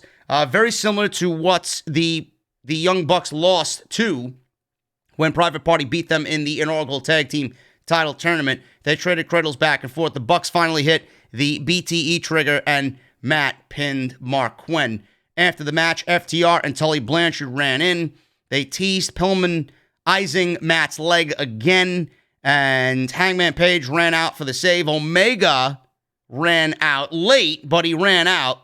So it looks like Page had an opportunity to hit Omega with a chair, but chose not to. Omega and Page stared at each other at the end of this segment, and they had some words exchanged between both of them. Earlier on in the evening, Jesse, we had a promo, because I forgot to go over it because I was ranting on Miro. Page and JR had an interview lined up. Page says he's ready for Kenny and thought this would be the outcome. He was drinking a glass of bourbon or whiskey, whichever he prefers. Page says that he can reverse all of Kenny's moves, and he knows Kenny's moveset, so he's favored to win this match in his eyes, of course. JR called him out for drinking and asked if he was nervous, and Page says, yes, I am nervous. And then he really got kind of sad talking about it. He said if he loses, all he has is the bourbon in his glass. A lot of people said that he was going to be the first AEW champion. He failed at that, and this is the first opportunity to get back to that title match since that one title match with Jericho that he had. What are you thinking here? Page coming out with the Bucks. It seems to be like they're reconciling their differences there, but the question here is Omega came out late. He was late to the party, and I'm not sure where his allegiance stands here. And we did bring this up on the podcast last week because we were talking about trios championships. It kind of made me think back to what we discussed last week. We got Page possibly aligning himself and getting back in the good graces of both Matt and Nick, and then Kenny Omega could possibly be joining forces with FTR, and him turning heel, joining them makes all the sense in the world to me. Do you kind of get that sense on this going into the pay-per-view? I don't even think they teased or hinted at Hangman hitting Kenny with that chair. It was never even addressed in the ring. I mean, he kept staring at FTR. He put the chair down, never looked at Kenny. Kenny never looked at him. Kenny looked at FTR. There was never even any tension in the ring between these two. Yeah, I think they even gave themselves I think Page put his fist out and Omega kind of gave him a fist bump. Yeah, I mean, I thought we were getting ready to get some sparks, something. We got nothing. So but then Omega turned his back on Page, and then Page, I don't know if he was playing drunk or whatnot, but he kind of took Kenny by the arm, spun him around, and he's like, "Don't turn your back on me, dress me, what's going on here?" He still looked to be out there helping the Bucks, but he also still looked to be kind of hurt that Kenny Omega is still not really addressing him and kind of giving him the respect that he feels Omega should be giving him. Well, see, why are they trying to now venture Kenny back into the babyface realm. He was full heel as far as I'm concerned last week, and he was still kind of heel in the interview, but then he just came out to the Bucks. I mean, now what are they doing here? I have no idea. What the fuck are they doing? He came out to help the Bucks, didn't get into it with Hangman really. I thought Kenny was an asshole. Where'd the cleaner go?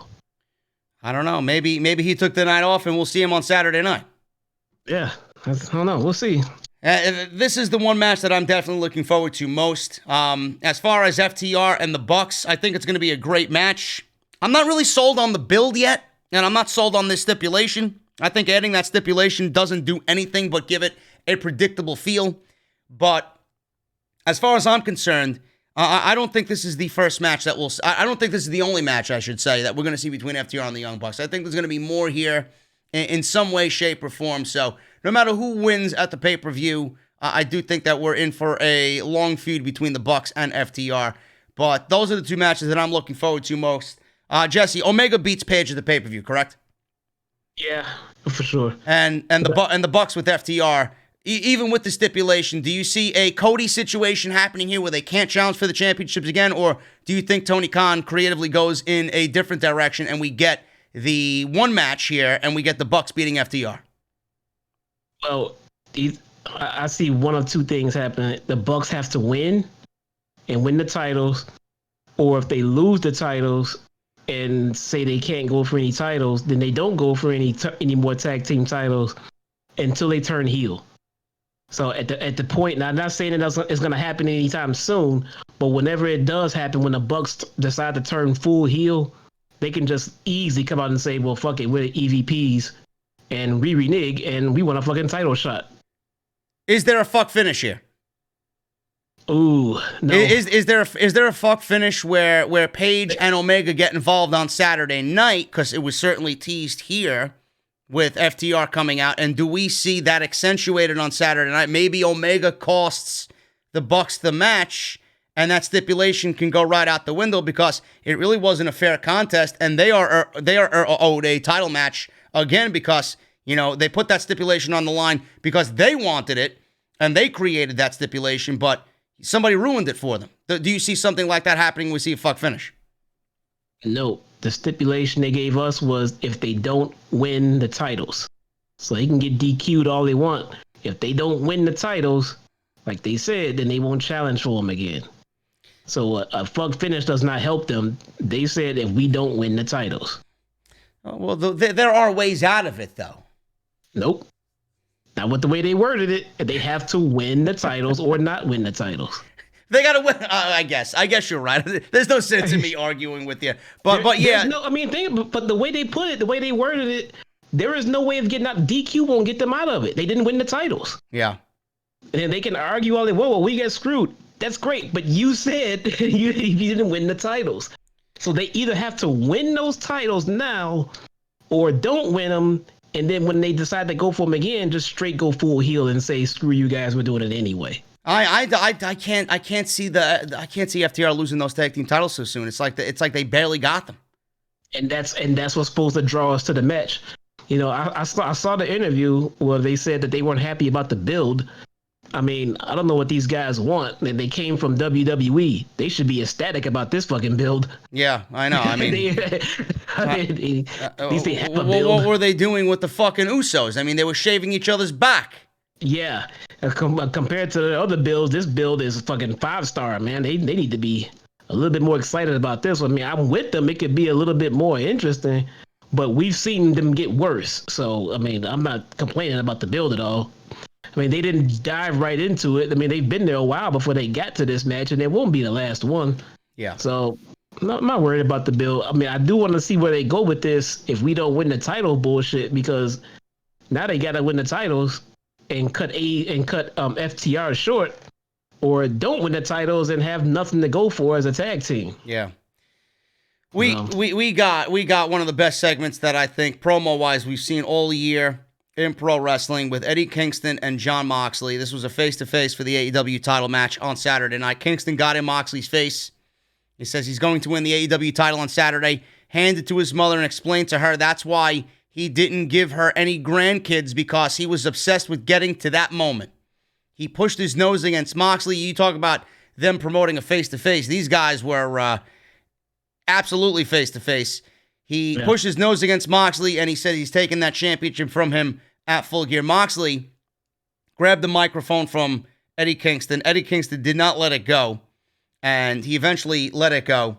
Moxley took the microphone and says, they say before, or be careful who you call your friends. Moxley said he would rather have 4 quarters than 100 pennies.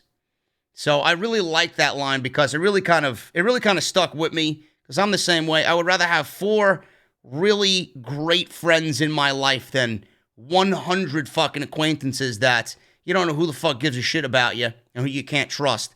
So I really like that line from Jon Moxley. He said, loyalty is a bitch, and he's been burned time and time again. He said he was so happy for Kingston when he signed a contract with AEW.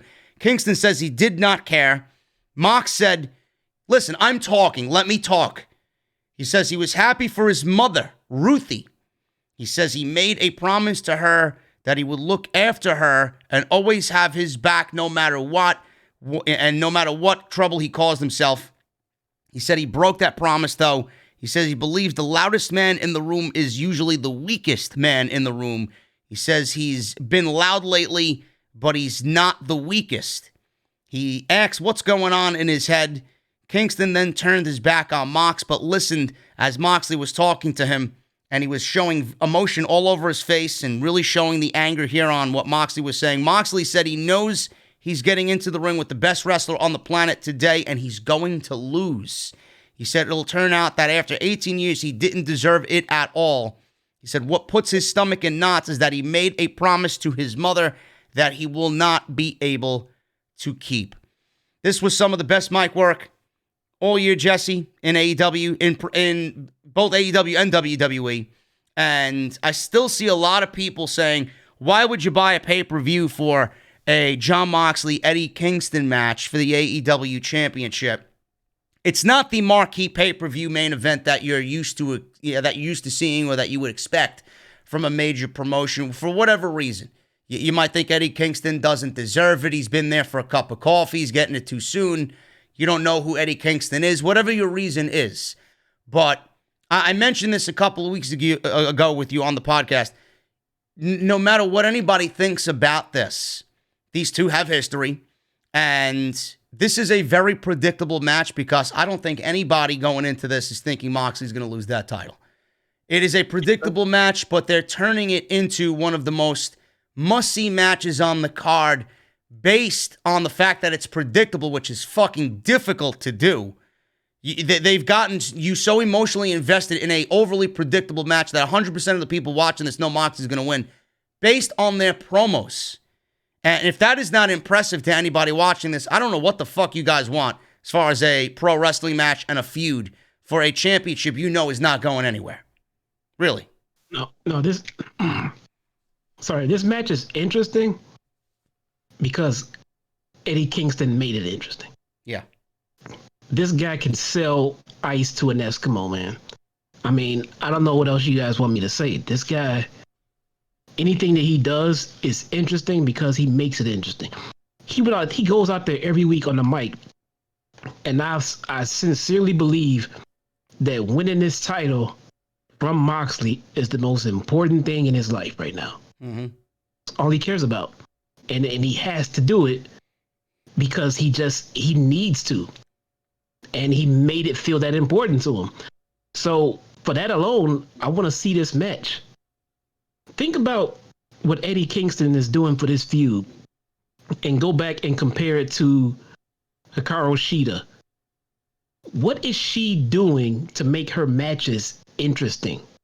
Nothing. Moxley and Kingston made us just want to see this match just by holding 2 microphones. That's what I mean by doing something as a champion.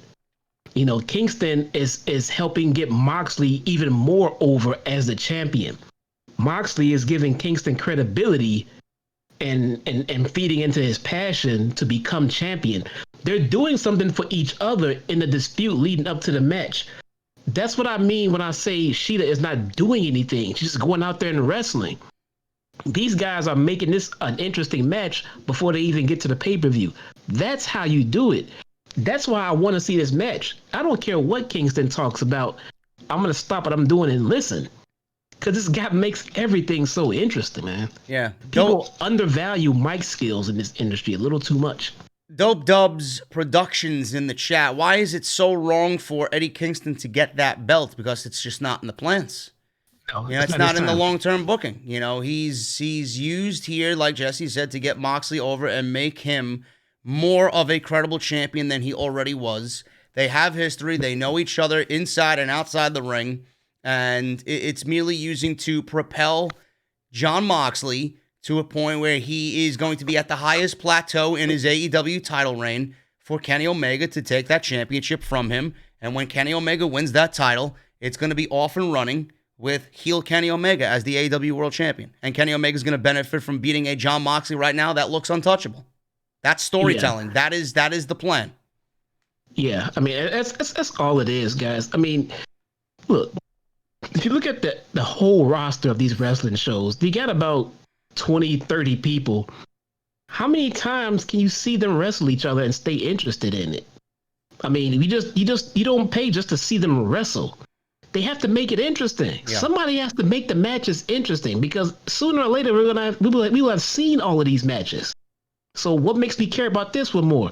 Because of the way they approached it, because of what Kingston said, because of what Moxley said. Now I can't wait to see what happens. I know what's going to happen. I just want to see how it happens. Moxley's an interesting beast. He's been through the gambit of AEW championship matches. He's beaten Jericho for the title. He's had matches with Darby. He's had matches with MJF. He's had matches with Brody Lee. And now he's having matches with Eddie Kingston. Matches with Brody Lee were brutal. They were, knockdown, drag-out affairs. They were bloody, intense battles. The match with MJF was a little too old school for a lot of people. I enjoyed it for what it was. It didn't really hit the hype that, it had going into it. Matches with Darby were great. Brian Cage. He's wrestled, Jesse, the gambit of fucking pro wrestlers that you could, pull from any promotion, up and down a roster. He's wrestled from big to small. He's wrestled, and everybody in between. Now he's got this match with Eddie Kingston. It's going to be brutal, but more so than brutal, the one reason why we are also interested in it is because it's got that emotional thing attached to it. So he's run the gambit of legitimately everything from his AEW title reign, winning it, and now look at where he is. He's done everything, And that, to me, when you look at Kenny Omega, when he gets to Omega, Jon Moxley will have done everything. Yeah, he will have. And when he loses to Omega, Moxley will have had an awesome run as champion. Yeah. A fantastic run as champion. He can easily come back to that spot whenever the hell he wants to. And then you guys can start looking at it and dissecting it the way you want and comparing it to his WWE title runs on SmackDown in 2016, which I absolutely adored SmackDown in 2016. I think everybody that watches me knows that.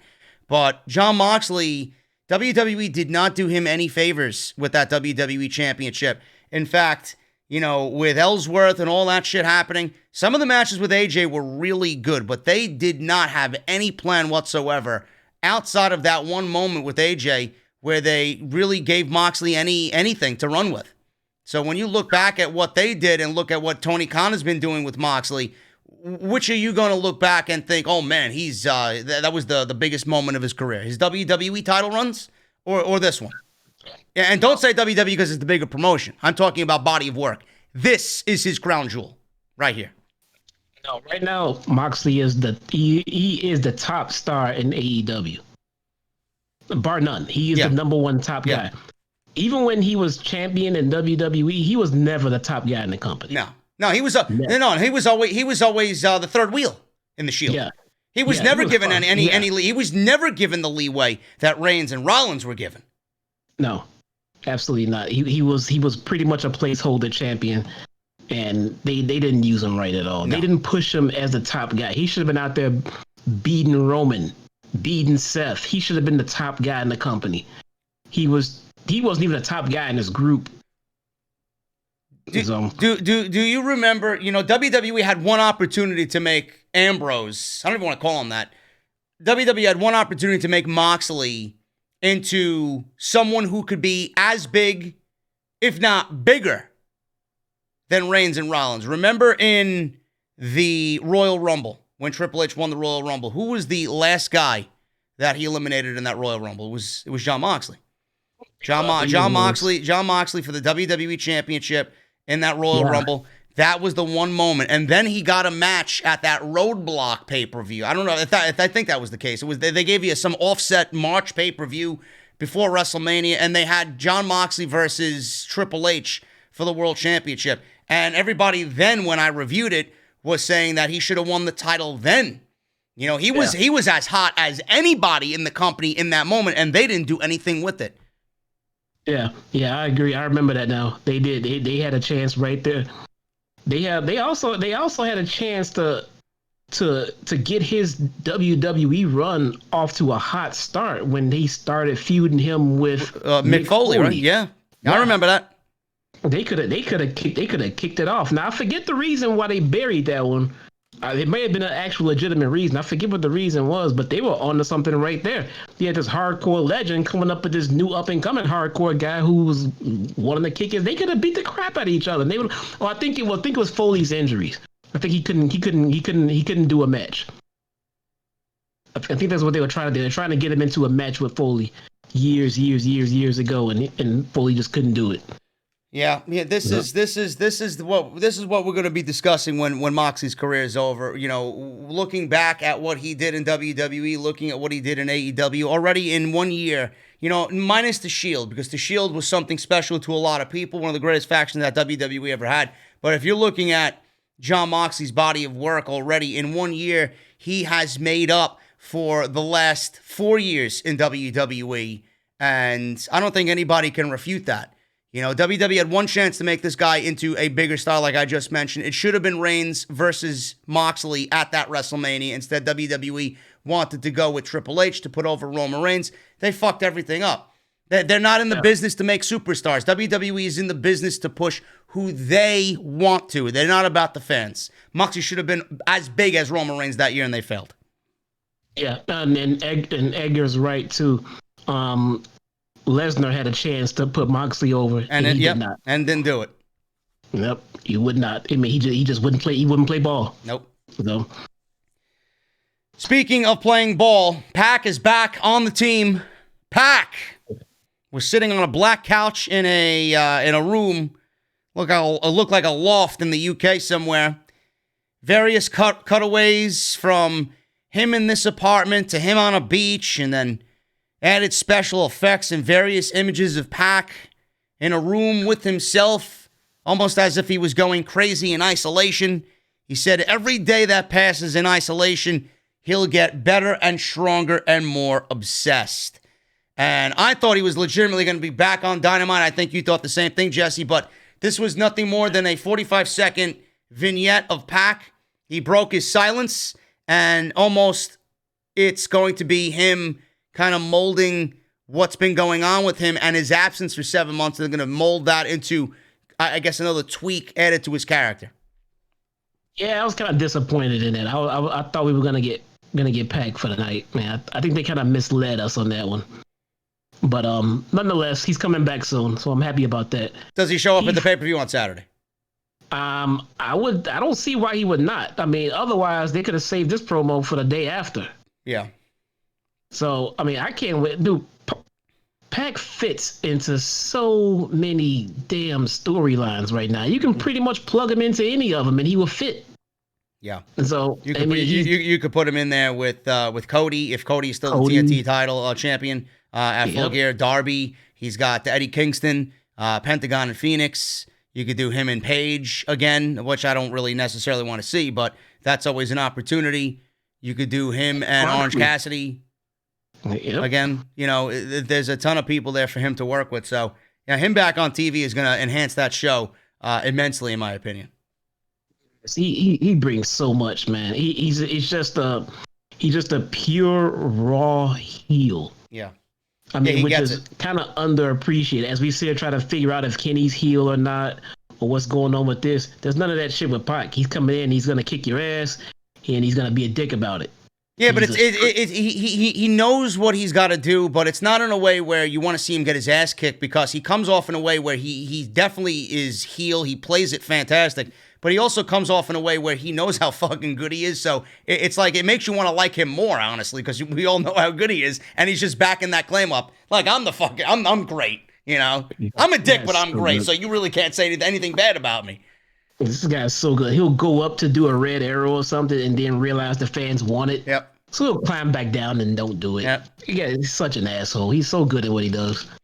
So Pac is coming back. Hopefully he shows up sooner rather than later. I think the show could definitely get an extra boost from him. Nyla Rose versus Red Velvet. 2 minutes. Nyla Rose pretty much squashed Red Velvet here. Red Velvet looked very good in the 2 minutes that she did get. I would like to see more of her, but I guess I got to watch Dark. But she did come off. She didn't look out of place at all. She bounced around there for Nyla Rose. She had some decent little offense and, little spurts against Nyla Rose. So she looked good. Brandy was with her, so that obviously enhances her stock a little bit by having Brandy Rhodes out there. So she delivered a running knee, did Nyla Rose, to Velvet's head, which is Hikaru Shida's finishing move. And Rose then got the pin, the 3 count, 1, 2, 3. Vicky Guerrero insulted Velvet and Brandy at ringside. Then walked up to Shida on the microphone and said Rose is going to break her bones on Saturday. She's going to cry, and then she's going to forfeit the title. So enjoy your last 3 days of being champion. She then bowed and said something in Japanese, and Shida grabbed her. They started swinging at each other, and then Rose comes over, and she starts getting into it with Shida, and the refs got between them. Very weak build here. I don't think anybody legitimately cares about this match. It's definitely going to be the bathroom break of the night, I think, or the down period of the night on Saturday night. And I think my opinion stands. I think Nyla Rose takes this title from Shida, and it's just a shame as to where the women's division is with Shida as champion. It should be better, but it's not. Yeah, I didn't like this match. I mean, I didn't like it happening.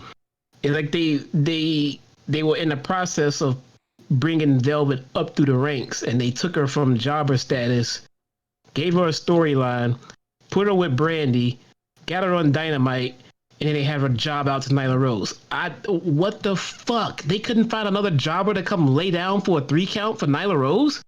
I don't know. I thought they were trying to build up Red Velvet. What the fuck are they? They just gave her 3 steps back.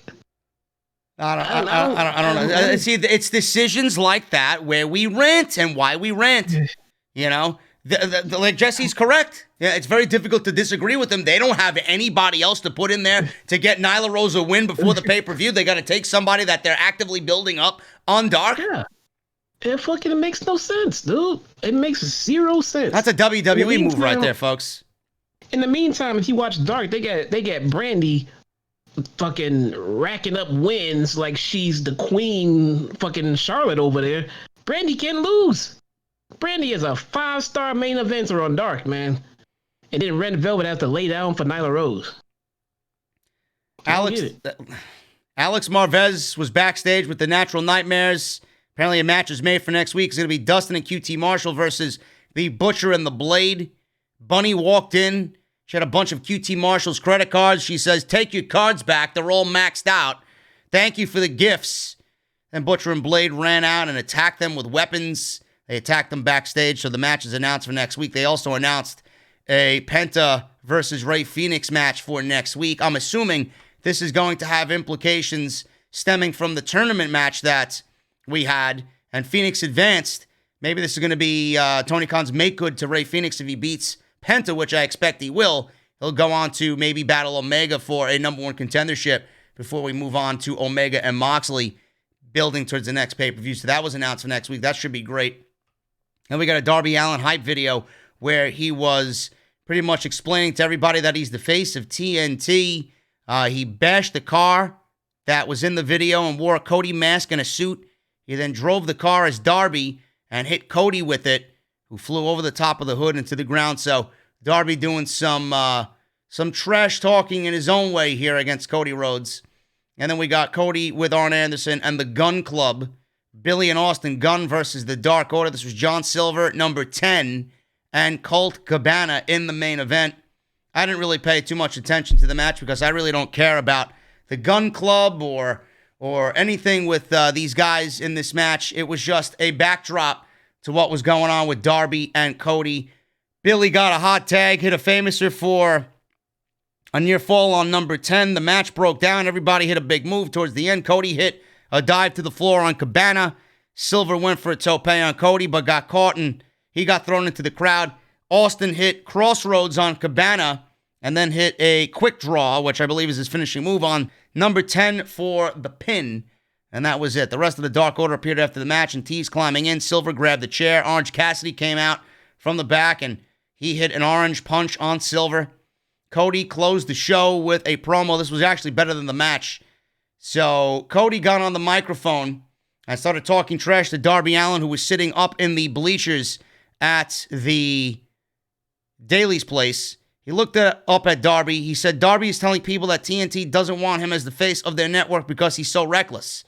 Cody said that's not true. He said he's the one who suggested AEW hire him. He said the other EVPs were so unsure that Cody had to wrestle Darby himself to prove it to everybody. He told Darby to take one last look. He said he left the evil empire and actually won, and that pisses a lot of people off. He said the truth he speaks contradicts the lies a lot of people live. He says he wants to be the face of AEW and wants the ace belt. One problem, Darby, Cody said, you are not the ace. And that was the way the show went off the air. And I think Darby takes the title, Jesse. What do you think? This is touchy, man. Should Darby win it? Yeah. Darby should win it. But then I'm going to start fucking bitching because why did they take it off Brody? I know. I agree with you there. It doesn't make any sense for Cody to come back and take the title. In fact, if that does happen, I honestly think a lot of people are going to look down on Cody for taking the title off of Brody because Brody was as hot as anybody in the company. And I think Darby beating Brody for the title would have more of an impact than him taking the title off of Cody. And Cody would be making himself a transitional champion for absolutely no reason. One thing I will say is this. Where is Brody? Is there a reason they took the title off of him? Did he need time away? It certainly feels that way. Right. So, I mean, maybe that was the reason because they weren't in a spot to give it to Darby right now. Maybe he needed time away. Yeah. I'm going to assume it's not COVID related since they have no problem telling us when someone has a COVID issue. Yeah. So maybe he got hurt. I don't know. I've heard nothing about Brody and where he is right now. I don't know. I don't really know. The fact that he's not on the show kind of disappoints me. I feel like he would have had a bigger presence on the pay-per-view, but we don't have anything as far as news goes on Brody Lee. I'm going with Darby to take the title off of Cody just because I feel like I don't know how many times they could give this kid the opportunity to take a fucking major title off of somebody, and this is going to be legitimately the third time that he's wrestling Cody. I think the first one went to a draw. Cody won the first one, or the second one rather, and now this is the third one. I think he's got to get his win back. Yeah, Chat saying that he got hurt. He got hurt in that match. Did he get hurt in that match with Cody? I would assume so. It was the last match he had. Last match he had. So if that's the case, then I don't know why they took the title off of him. I mean, because the plan was to remove the title from him, and he got hurt in the match. So I don't get that. If they're gonna give it to Darby, dude, Darby Allin beating the guy that murdered Cody would have helped Darby's stock even more. Yeah. Even more. But again, look, AEW is just over a year in the business. So to new listeners, if you wonder why, well, how come they shit on WWE and not AEW when they do something similar? Because WWE has been doing the same shit to us for 30 damn years. Well, right? Also, go ahead, Josh, I'm sorry. Yeah, AEW's been here 1 year, and they have not let us down creatively, so I am more willing to say, I don't know where this is going, but let's see what they got for us. Because more often than not, they come through and they make sense out of it, and everything is fine. But the second they start dropping the ball on multiple storylines, you will see us bitching every week the same way we do at WWE. Yep. Now, I failed to mention Taz cut a promo here on Tony Khan. A lot of Tony Khan mentions on this show. But he mentioned that Brian Cage is still relatively undefeated because he threw in the towel. I think he's like 10-1 or something like that Taz said. And then Ricky Starks said that it's been unfair how Team Taz has been treated. I could see Darby winning the TNT Championship and continuing his feud with Ricky Starks, and we can get maybe something going on between those two, and maybe we can add a legitimate championship to Team Taz with Ricky Starks being the TNT champion. I don't know if that is the direction that they're going, but it seems to be that they still mention Darby Allin. Taz mentioned Darby Allin tonight, saying that Darby is an entitled bitch and he gets everything he wants. Same thing with Cody. Cody's an entitled bitch. He gets everything that he wants.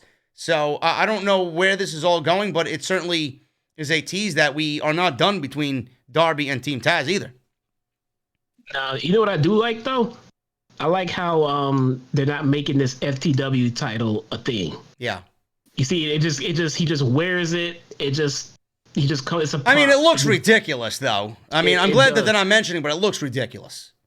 It is. It looks like they're gonna start to maybe get rid of it because there's been no mention of it whatsoever. Yeah.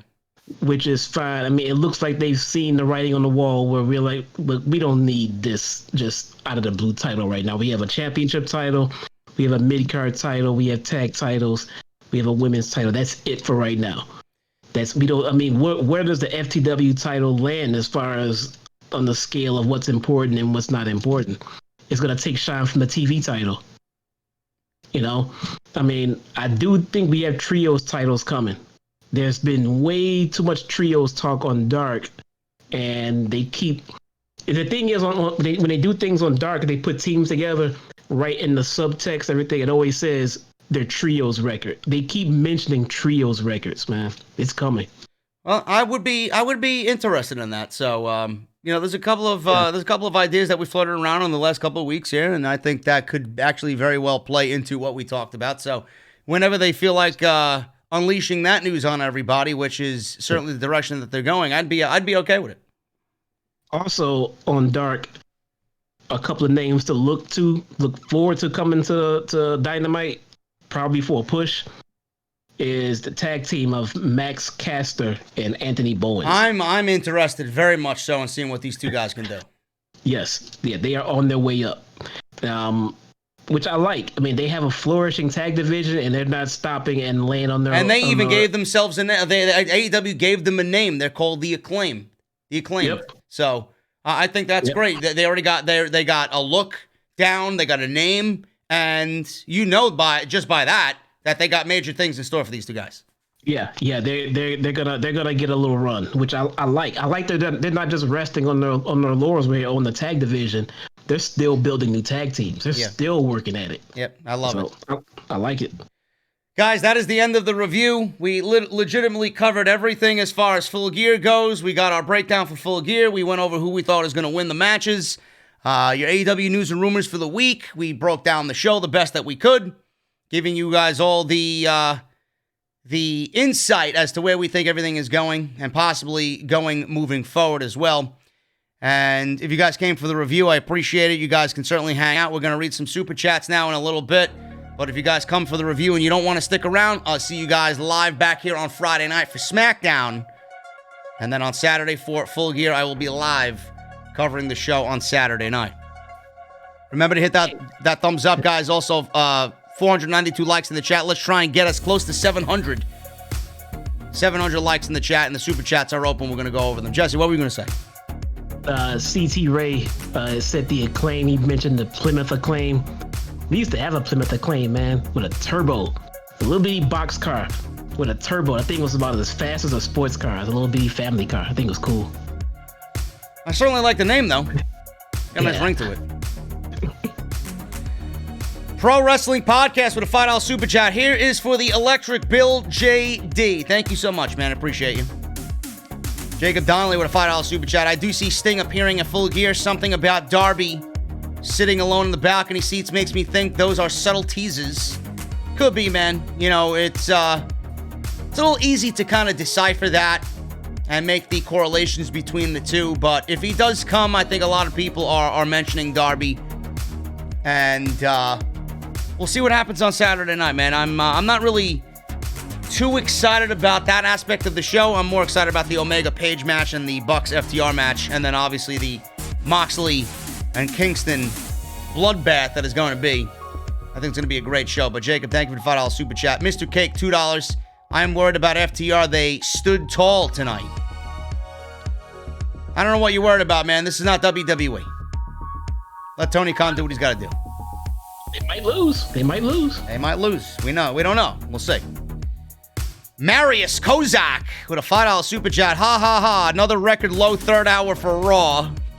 I'll talk about it on Off the Script, man. Another L for the senile Vinnie Mac and your buddy Bruce. Full Gear sounds lit. What match are you most excited for? Page, Omega, and the Bucks FTR. That third hour of Raw, folks. Why did it receive the lowest rating in the history of the third hour? Because when you don't advertise the main event and then you give people Drew McIntyre versus fucking Miz and Morrison, what do you expect people to do? Watch? Give me a break. They deserve every bit of that fucking record low rating possible, man. Right down to the very last decimal point. Pro Wrestling Podcast with another $5 super chat. Thank you so much, man. Phenom. Canadian $5 super chat. Hey, JD, do you think they will turn Kenny during or after their match at Full Gear? I mentioned it tonight, man. I have a feeling they will. Jesse doesn't think so. No. Sorry, I'm trying to read through some of these chats and comments. I try to get back to some of these people right now. Popo Jr. with a $10 super chat. Eddie fucking Kingston, man. I'm a New Yorker, so I love the mic skills. Hula Grim, we love you, man. Keep your head up, brother. You're not alone. What is up, JD, Jesse, and the OTS family? I'm drinking, so salute. Enjoy a cold beverage, Popo Jr. Appreciate you, man. Eddie Kingston, man. He's fucking awesome. Love him. And he's from New York, man. Even Ed's, I like him even more, knowing he's from he's a New Yorker. I've only been, completely familiar with Kingston over the last few months, and he's quickly become the best talker on the microphone out of any active wrestler in all of wrestling for me right now. There you go. Anyone. Even better than Pat McAfee, huh? A little bit better than Pat McAfee. Look, I give McAfee shit, man, but I think he's really good on the mic. Yeah. Drizzy Drew with a $4.99 super chat. After hearing Busted Open, you think Thunder Rosa intentionally dropped the title to eventually come to AEW to chase their women's title, like a swap? I would hope so, man. I don't think we've seen the last of Thunder Rosa on AEW television. Tony Khan knows everybody wants to see her. I think she got heat, man. Well, we'll see. I mean, she's playing it up. She's doing the right thing, man. She's playing it up. She's building stock for herself, so she's doing something right. She is. Mr. Cake with a $2 super chat times 2 says, if Chris Nowinski the guy who talked about Benoit? Yes. I think if Nyla wins, the doctor finally gets it. I think he got to study his brain too, didn't he? Yeah, I think so, yeah. Yeah. If Nyla wins, the doctor finally gets it and beats Nyla Rose? I don't know, man. I don't think that's a good idea. Guys, I mean, look, I know you guys know that I don't like her, but I'm telling you this as unbiased as I can. I don't think Britt Baker wins that title at all. Ever. I really don't. I mean, look, I'm not trying to make it as that's like saying I don't think Big Swole's gonna win that title, ever. She won't. And I don't think Britt Baker will either. She won't, man. I think you'll like this one. Jeremy Westbrook, $1.99 super chat. AEW's women's division are like the New York Knicks. There you go. They used to be good, right? Yeah, they used to be good. Well, yeah, they used to be good. The division never used to be good. Yeah. I would say the AEW's women's division is like the Mets. It's a better comparison. The Mets were never good, were they? Nah. I didn't think so. Maybe in 1986, but no. Hibiscus with a $5 super chat. How was Hollow Knight? Saw your tweet the other night. I'm at work listening to this. I played 30 minutes of it, man. I got pretty bored, honestly. It was a free PlayStation game that's originally $15. I gotta dive a little bit more into it, but I got lost very easily. And the map, you can't read the fucking map in that game, man. I don't like it. Cesar Rodriguez with a $9.99 super chat. Don't want to ruin the mood, but today I lost my dad, who was just 41. So watching AEW end your review was a great way to feel better. Thanks for everything, guys. You helped me get through my night tonight. Caesar, I'm so sorry, brother. Everybody in the chat right now, man. Everybody, 877 deep here. Let me see them prayer emojis for Caesar in the chat. And my thoughts and condolences are with you, bro. Absolutely, man. I'm so sorry to hear that, brother. Jeremy Westbrook with the 199 super chat. Triple H has something to do with that, I bet. I don't know what you're talking about, man. What? Triple H has something to do with what? Apparently there was a rumor going around that Triple H had a heavy hand in SmackDown this past week. Yeah, I heard about that. I'm not sure if that means anything important because Bruce took the night off. Maybe he had something else to do. I don't know. He'll be back on Friday, I'm sure. And by the way, remember when I said Monday Night Raw script on Twitter felt like it was handed in at 7:45? Legitimately, it was, because it was reported by Ringside News. So. Did you see that Tucker had his damn script in his hand? Yeah. His promo? Yeah, I did. Yep. Yeah. And then I gotta give shout out to Mustafa Ali, man. He's trying so fucking bad to make this shit make sense. The reason why they attacked Tucker was because of the SmackDown hacker storyline and, you know, the Mandy and Otis thing. So they're trying to correlate, you know, the attack on Tucker to him betraying Otis, and then Otis was betrayed because of the whole Miz and Mandy Rose situation. They're trying to make sense of it. I don't really see it working, but you got to give him credit for trying. Let me help put into context how much they've ruined and buried everybody in that group. It started off them throwing Molotov cocktails on Transformers and disrupting the entire program, and now they're at getting at Tucker. Yeah. What the fuck, dude? There you go, man. I mean, I don't. That doesn't spell fucking demise. I don't know what does. Come on, man. JQ James with a $10 super chat. Hey, JD, what's up, bro? I think Tony Khan should hire you and your boy Jesse as executive producers of the AEW Women's Division. I know that division will thrive with your guys' knowledge and care. Put out the good word. I don't think it would. I would love to take that job and be there, but they need the talent, man. Yeah. I don't think there's much of anything wrong with AEW creative. I mean, you can't turn, you know, a cake out of shit. No. Yeah. You need the talent for sure. They have sprinkles of talent to make a division around, but they need more. They need more. Mr. Cake with a $5 super chat. Sheeta's been a spectator for her entire run. At least Riho brought viewers in as champion. Her matches did 800 plus K. AEW needs a true top female face. Riho did nothing for the division, man. Nobody was turning into Dynamite for Riho, dude. Riho did nothing for the division. I don't know what anybody's talking about. Nothing. She had a good match with Nyla Rose, but that's about it. Nyla Rose, with all of her controversy and everything else, probably drew more eyes to the women's division than anyone else. Yeah. Not saying she drew a lot, but if she drew a few, then she drew more than the other women, just so they can see what the big controversy was about with her. But I don't think she drew anything either. Kenley Pierre with a $2 super chat. Kenny or Seth, who is better and who do you prefer? Kenny Omega. Kenny Omega. You kidding me? Mr. Cake, $5. Oh, yeah, I'm sorry. Go ahead, Jesse. Yeah, no knock on Seth, but for that question, for those two, Kenny Omega. Yeah. Who would win in a match? Kenny. Kenny. Mr. Cake, $5 super chat. JD and Jesse, thoughts on FTR not being satisfied with the build to their match at Full Gear? They wanted a traditional story. I don't think this is the only match we're going to get, so whatever they want to have happen, I'm sure they'll build towards it. Well, again, we touched on this earlier. I don't know what they expect when they came from a place that had them getting ready to dress up in the outfits that we saw. Yeah. And the storylines that they were actually in, and they want to come here and complain about the build. This build is perfectly fine compared to where they come from. I mean, what I mentioned it before, Mr. Cake. Would they rather this, or do they want to be in a storyline with the Usos spying on them, shaving each other's back in the shower?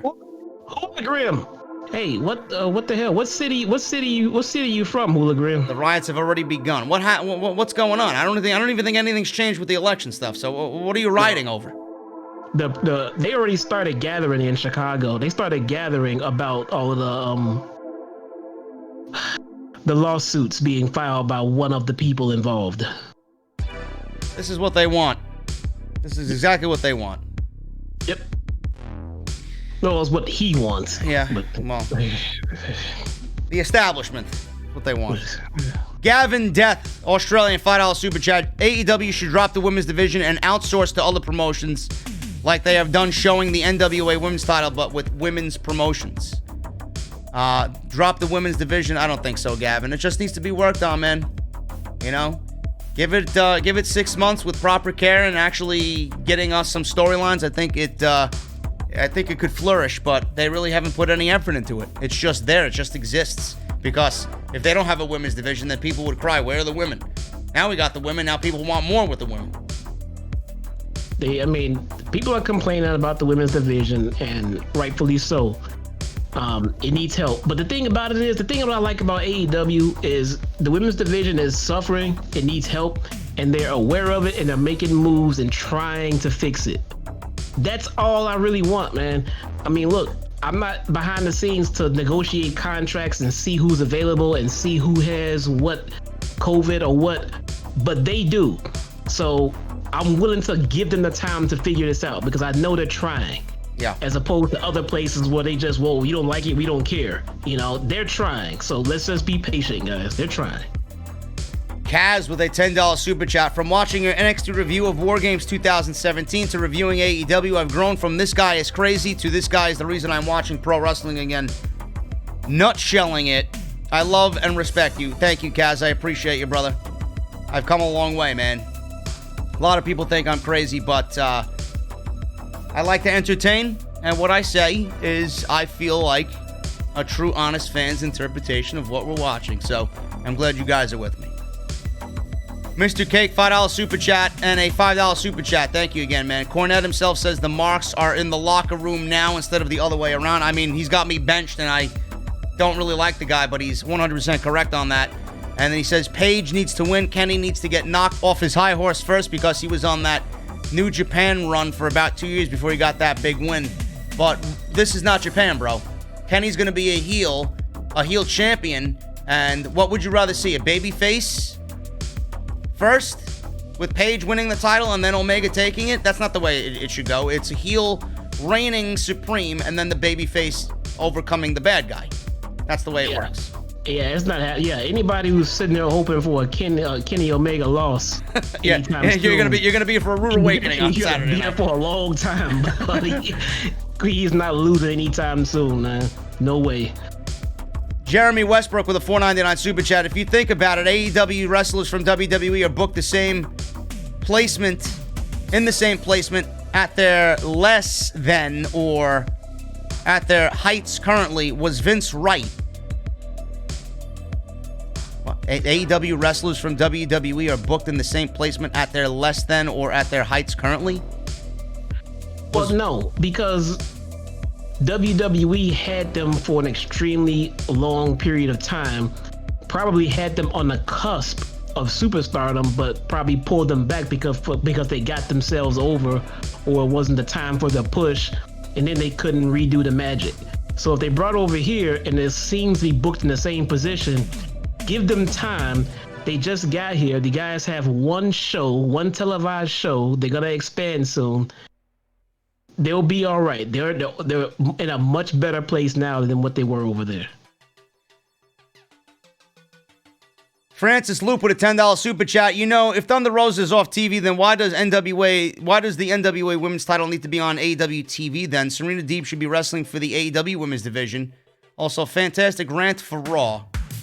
He also says, after the segment with AJ Styles, Braun Strowman, Sheamus, Keith Lee from Raw, no wonder AJ Styles' son doesn't watch WWE and thinks it's uncool. I looked up NXT online. They have 25 women on the roster.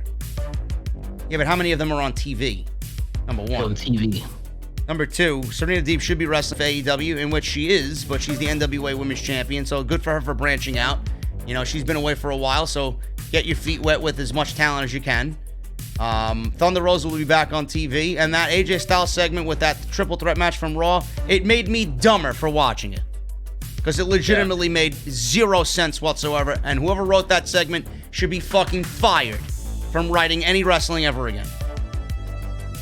Deep going to NWA and getting a title run was the absolute best thing for her career, because she was a jobber over here at AEW. It's not doesn't mean that she couldn't get to that spot, but it'd have been a long time before she would have held the women's title in AEW. Yeah. You go to NWA and you can go up the ladder much faster there, become champion, and now she's already in a better spot on AEW. Yeah. I think that was a brilliant move. Yeah. Brilliant move. Absolutely agree. Michael Reed with a $10 super chat. What's up, Jesse and JD? Appreciate you guys. As always, two things. I recommend you guys watching the Ilya Dragunov vs. Walter NXT UK title match. That shit was brutal. I have not watched it yet. I gotta watch it eventually. And Pat, you watched it? No, I gotta watch that still. And Pac should be involved with Eddie Kingston. I'm sure he will. Thank you for the $10 super chat. I don't know about that. There's two heels going at it right there. Yeah. Not right away though. I don't know about that. But I mean, the match will be awesome though. Big Stace with a $5 super chat. Kenny teased hitting Hangman in the head multiple times. I think Saturday he does the trick for sure. I could see it. I could see it. I can't wait, man. I can't wait to see where they go with this. Edgar Estrada with a $20 bomb. Thanks so much, Edgar. Appreciate you, brother. Yo, happy Wednesday night. Listen, I know, Jesse, you said it doesn't make sense for Darby to win the TNT title from Cody so soon after winning it, but if Darby does lose it, it will be 3 losses to Cody. Revolution makes more sense. I can see it going either way. I really could. Yeah. It just, if Cody would have never lost that title to Brody Lee, I'll be sitting there screaming Darby all day. Yeah. Darby. But the fact that he lost it to Brody, just got it back, and now facing Darby kind of puts us in a I don't know where they're going situation. Yeah. So, but nothing wrong with Darby winning or losing this match. Yeah, it's definitely a toss-up. I'm just making a prediction. I'm going with Darby. I think it makes more sense for him to win. But there are reasons why Jesse and I both said that Brody should have never lost that championship. You know? Yeah. It 50-50 booking seems like it reared its ugly head. I mean, it just, I don't know. You could have made a bigger star. You could have made a bigger star having him retain. Listen, I advocated for a triple threat match with Orange Cassidy. I don't know why Orange Cassidy's wrestling John Silver, but I think Orange Cassidy in the triple threat match with Darby and Cody would have made a lot more sense. That's just me. Yeah, I don't know. But yeah, we'll put it like this. It's going to be a phenomenal match. I'm pretty sure Cody will be bloody in the first 30 seconds. I'm pretty sure we'll have 45 run-ins and interferences. It'll be a typical Cody match. I hope not. You know? I mean, all his matches are just so overproduced. I think he went from being one of the best storytellers in the ring to overkill. I mean, every match is. I'm surprised he didn't get bloody tonight. Well, hopefully he doesn't do it at the pay-per-view on Saturday night. I don't think this match needs to be overdone. You know, but we'll see. You know, you never know with Cody. We had Mr. Cake with another $5 super chat. Darby had a spinal cord on his skateboard tonight. Sting had a neck injury. I think you're looking too much into that, bro. Too much.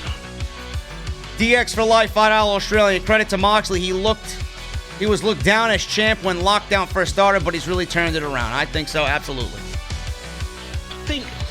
You know what I like what they're doing with Moxley right now? We don't see him very much. Yeah.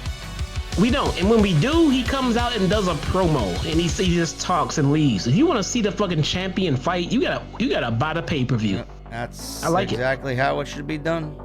Yep. Edgar Estrada, $20 super chat. Great review. Best IWC tag team. I'm ready for Cody versus Darby, Hangman versus Omega. What is the match you guys are looking forward to most? Edgar, I'd probably say those two for sure. Hangman Omega, number 1 for me. FTR versus the Bucks. He says FTR versus the Bucks is a bad move with a dumb stipulation, so I can't get into that. OTS for life. Jesse probably looking forward to the Hangman Omega match. What else, man?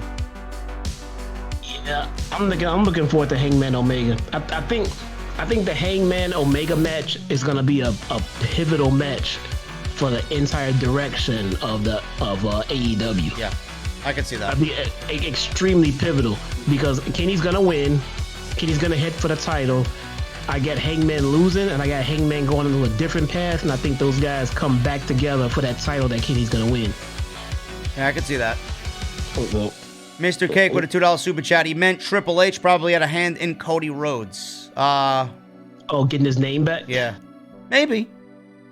I mean, why would they listen to Triple H on this one? I'm sure he's been trying to talk reason into their ears for a whole bunch of different things. Or maybe Triple H got in Vince's ear and saying, "What are you doing? Just let it go." You know, like there's no reason for us to have this. Just let him have the fucking name. Which I could see Hunter saying that about a lot of different things. Like, why are we harping on this shit? Yeah. Just let it go. Yeah. You know, I mean, but apparently he never listens to him. No. So. Mr. Dark Ace 28, $5 super chat. What happened to Awesome Kong in AEW last year? They were teasing an Awesome Kong versus Aja Kong match, but nothing came of it. A mystery indeed. There's no mystery, brother. Awesome Kong cannot wrestle anymore. She can barely walk. And Aja Kong, she has no value here, bro. I'm sorry. Yeah. Awesome Kong is awesome as far as a gimmick goes, but yeah, man, she can't move like that anymore. Doing Glow is a production where they can, you know, easily make it look like she's moving. Yeah. Me and JD saw Awesome Kong over here in Chicago. Yeah. And yeah, she did not look like she's in any kind of shape to put on a good match. No. So. No, she was walking very gingerly from what I remember. Yeah, she was leaving the hotel though. She was like, she had a bad limp. I mean, look, it is what it is. She's been around this industry a very long time, and she put in her work, man. Michael Reed with a $5 super chat. When Statlander comes back, can she help the division? Absolutely. She's just going to be out until the summer of 2021 by the way she described it. Absolutely. When Chris Statlander gets back, not when she gets back, like the moment she gets back, but when she gets back and gets back into it, Chris Statlander will be AEW champion one day. OTS for life, JD and Jesse, respect as always. Thank you, Michael, for the $5 super chat. And Mr. Cake with another $2 super chat. FTR wants their match to be as good as DIY versus DIY and American Alpha, is what you said there? I mean, it could be. I mean, these four guys, I mean, they have the potential to do it. I mean, are they going to? We'll see. I mean, DIY versus FTR was a pretty big standard there. I don't know if it's going to be bigger than that. I mean, the best tag team match of the year is still going to Omega and Page versus the Bucks. So they got a very lofty goal to hit if they want to top that match. And as far as tag team matches, that is at a very elite level, if you know what I mean. Pun intended. Yeah. Look, you got the Young Bucks and FTR in a tag match for a title. It has, I mean, easily the potential to be a 5-star match or more. Yeah. Easily. That doesn't mean it's going to be that or anything near it. But if they really, really, really wanted to, they could put together a 5-star match. Guys, in that 5-star match, possibly we could see on Saturday night. I'll be live for Full Gear right here on Off the Script. If you guys want to join me then, make sure you hit that. What was that? I can do it. I can do Saturday. All right, I'll let you know. Jesse will be here with me on Saturday. If you guys want to make sure the notifications are on, please do that. Hit that subscribe button down below. Turn on the bell for the notifications. Hit the thumbs up. Let's try for 700 likes before we get out of here. Patreon.com/JD from NY206. Mouthmasker.com/OTS. Audibletrial.com/offthescript. And go and get your t-shirts, man. Bonfire.com. Everything you need is linked down below in the description. Just any final words before we get out of here? No. Thanks everybody for coming out, hanging out with us. I always like I like the bullshit times here, man. We can get in and read the chat, read the super chats, and kind of interact more. I do kind of enjoy this. So thanks everybody who stayed and hung out with us. Appreciate it. Yeah, man. Stay safe out there, everybody. And be well. Everything's going to be all right. Don't stress about anything. Everything's going to be all right. And I'll do my best to keep you guys grounded throughout the week, man. And we got a lot of stuff coming up this week. Jesse and I are going to grab our cold beverages, man. We got the music on full blast. Windows are down. We're getting in the Mustang. We're going to drive away into the night sky, man. Let me see those guitar emojis in the chat. And I'll see you guys right back here on Off the Script Friday night for the SmackDown review and the post show, man. See you guys later. Hold on. What happened? We got another super chat. We got another super chat. Phil, even though this match... Actually, let me pause the music. Now I gotta find the fucking spot. Oh, Phil, you ruined my outro, you fucking asshole. What the fuck, You Phil? ruined my outro, bro. This better be good, Phil. Oh my God, man. What are you doing to me, bro? Now I gotta find... Let me go. Where's Pilot? Oh, man. Where is it? We lost it. We lost the guitar solo. Oh. Fucking Phil, man. Fucking Phil. Fucking Phil, man. All right, Phil. Let me read this super chat. Hold on. Uh, Even though that this match is between Kingston and Moxley may be predictable, it's the storytelling in itself that makes it must-see. This is AEW's version of Roman versus Jey Uso storyline. Yes, it is, man. Thank you so much for the donation, brother. I appreciate it. Now we're gonna get out of here, man. Okay? See you guys. I better hear that fucking guitar solo. See you guys later.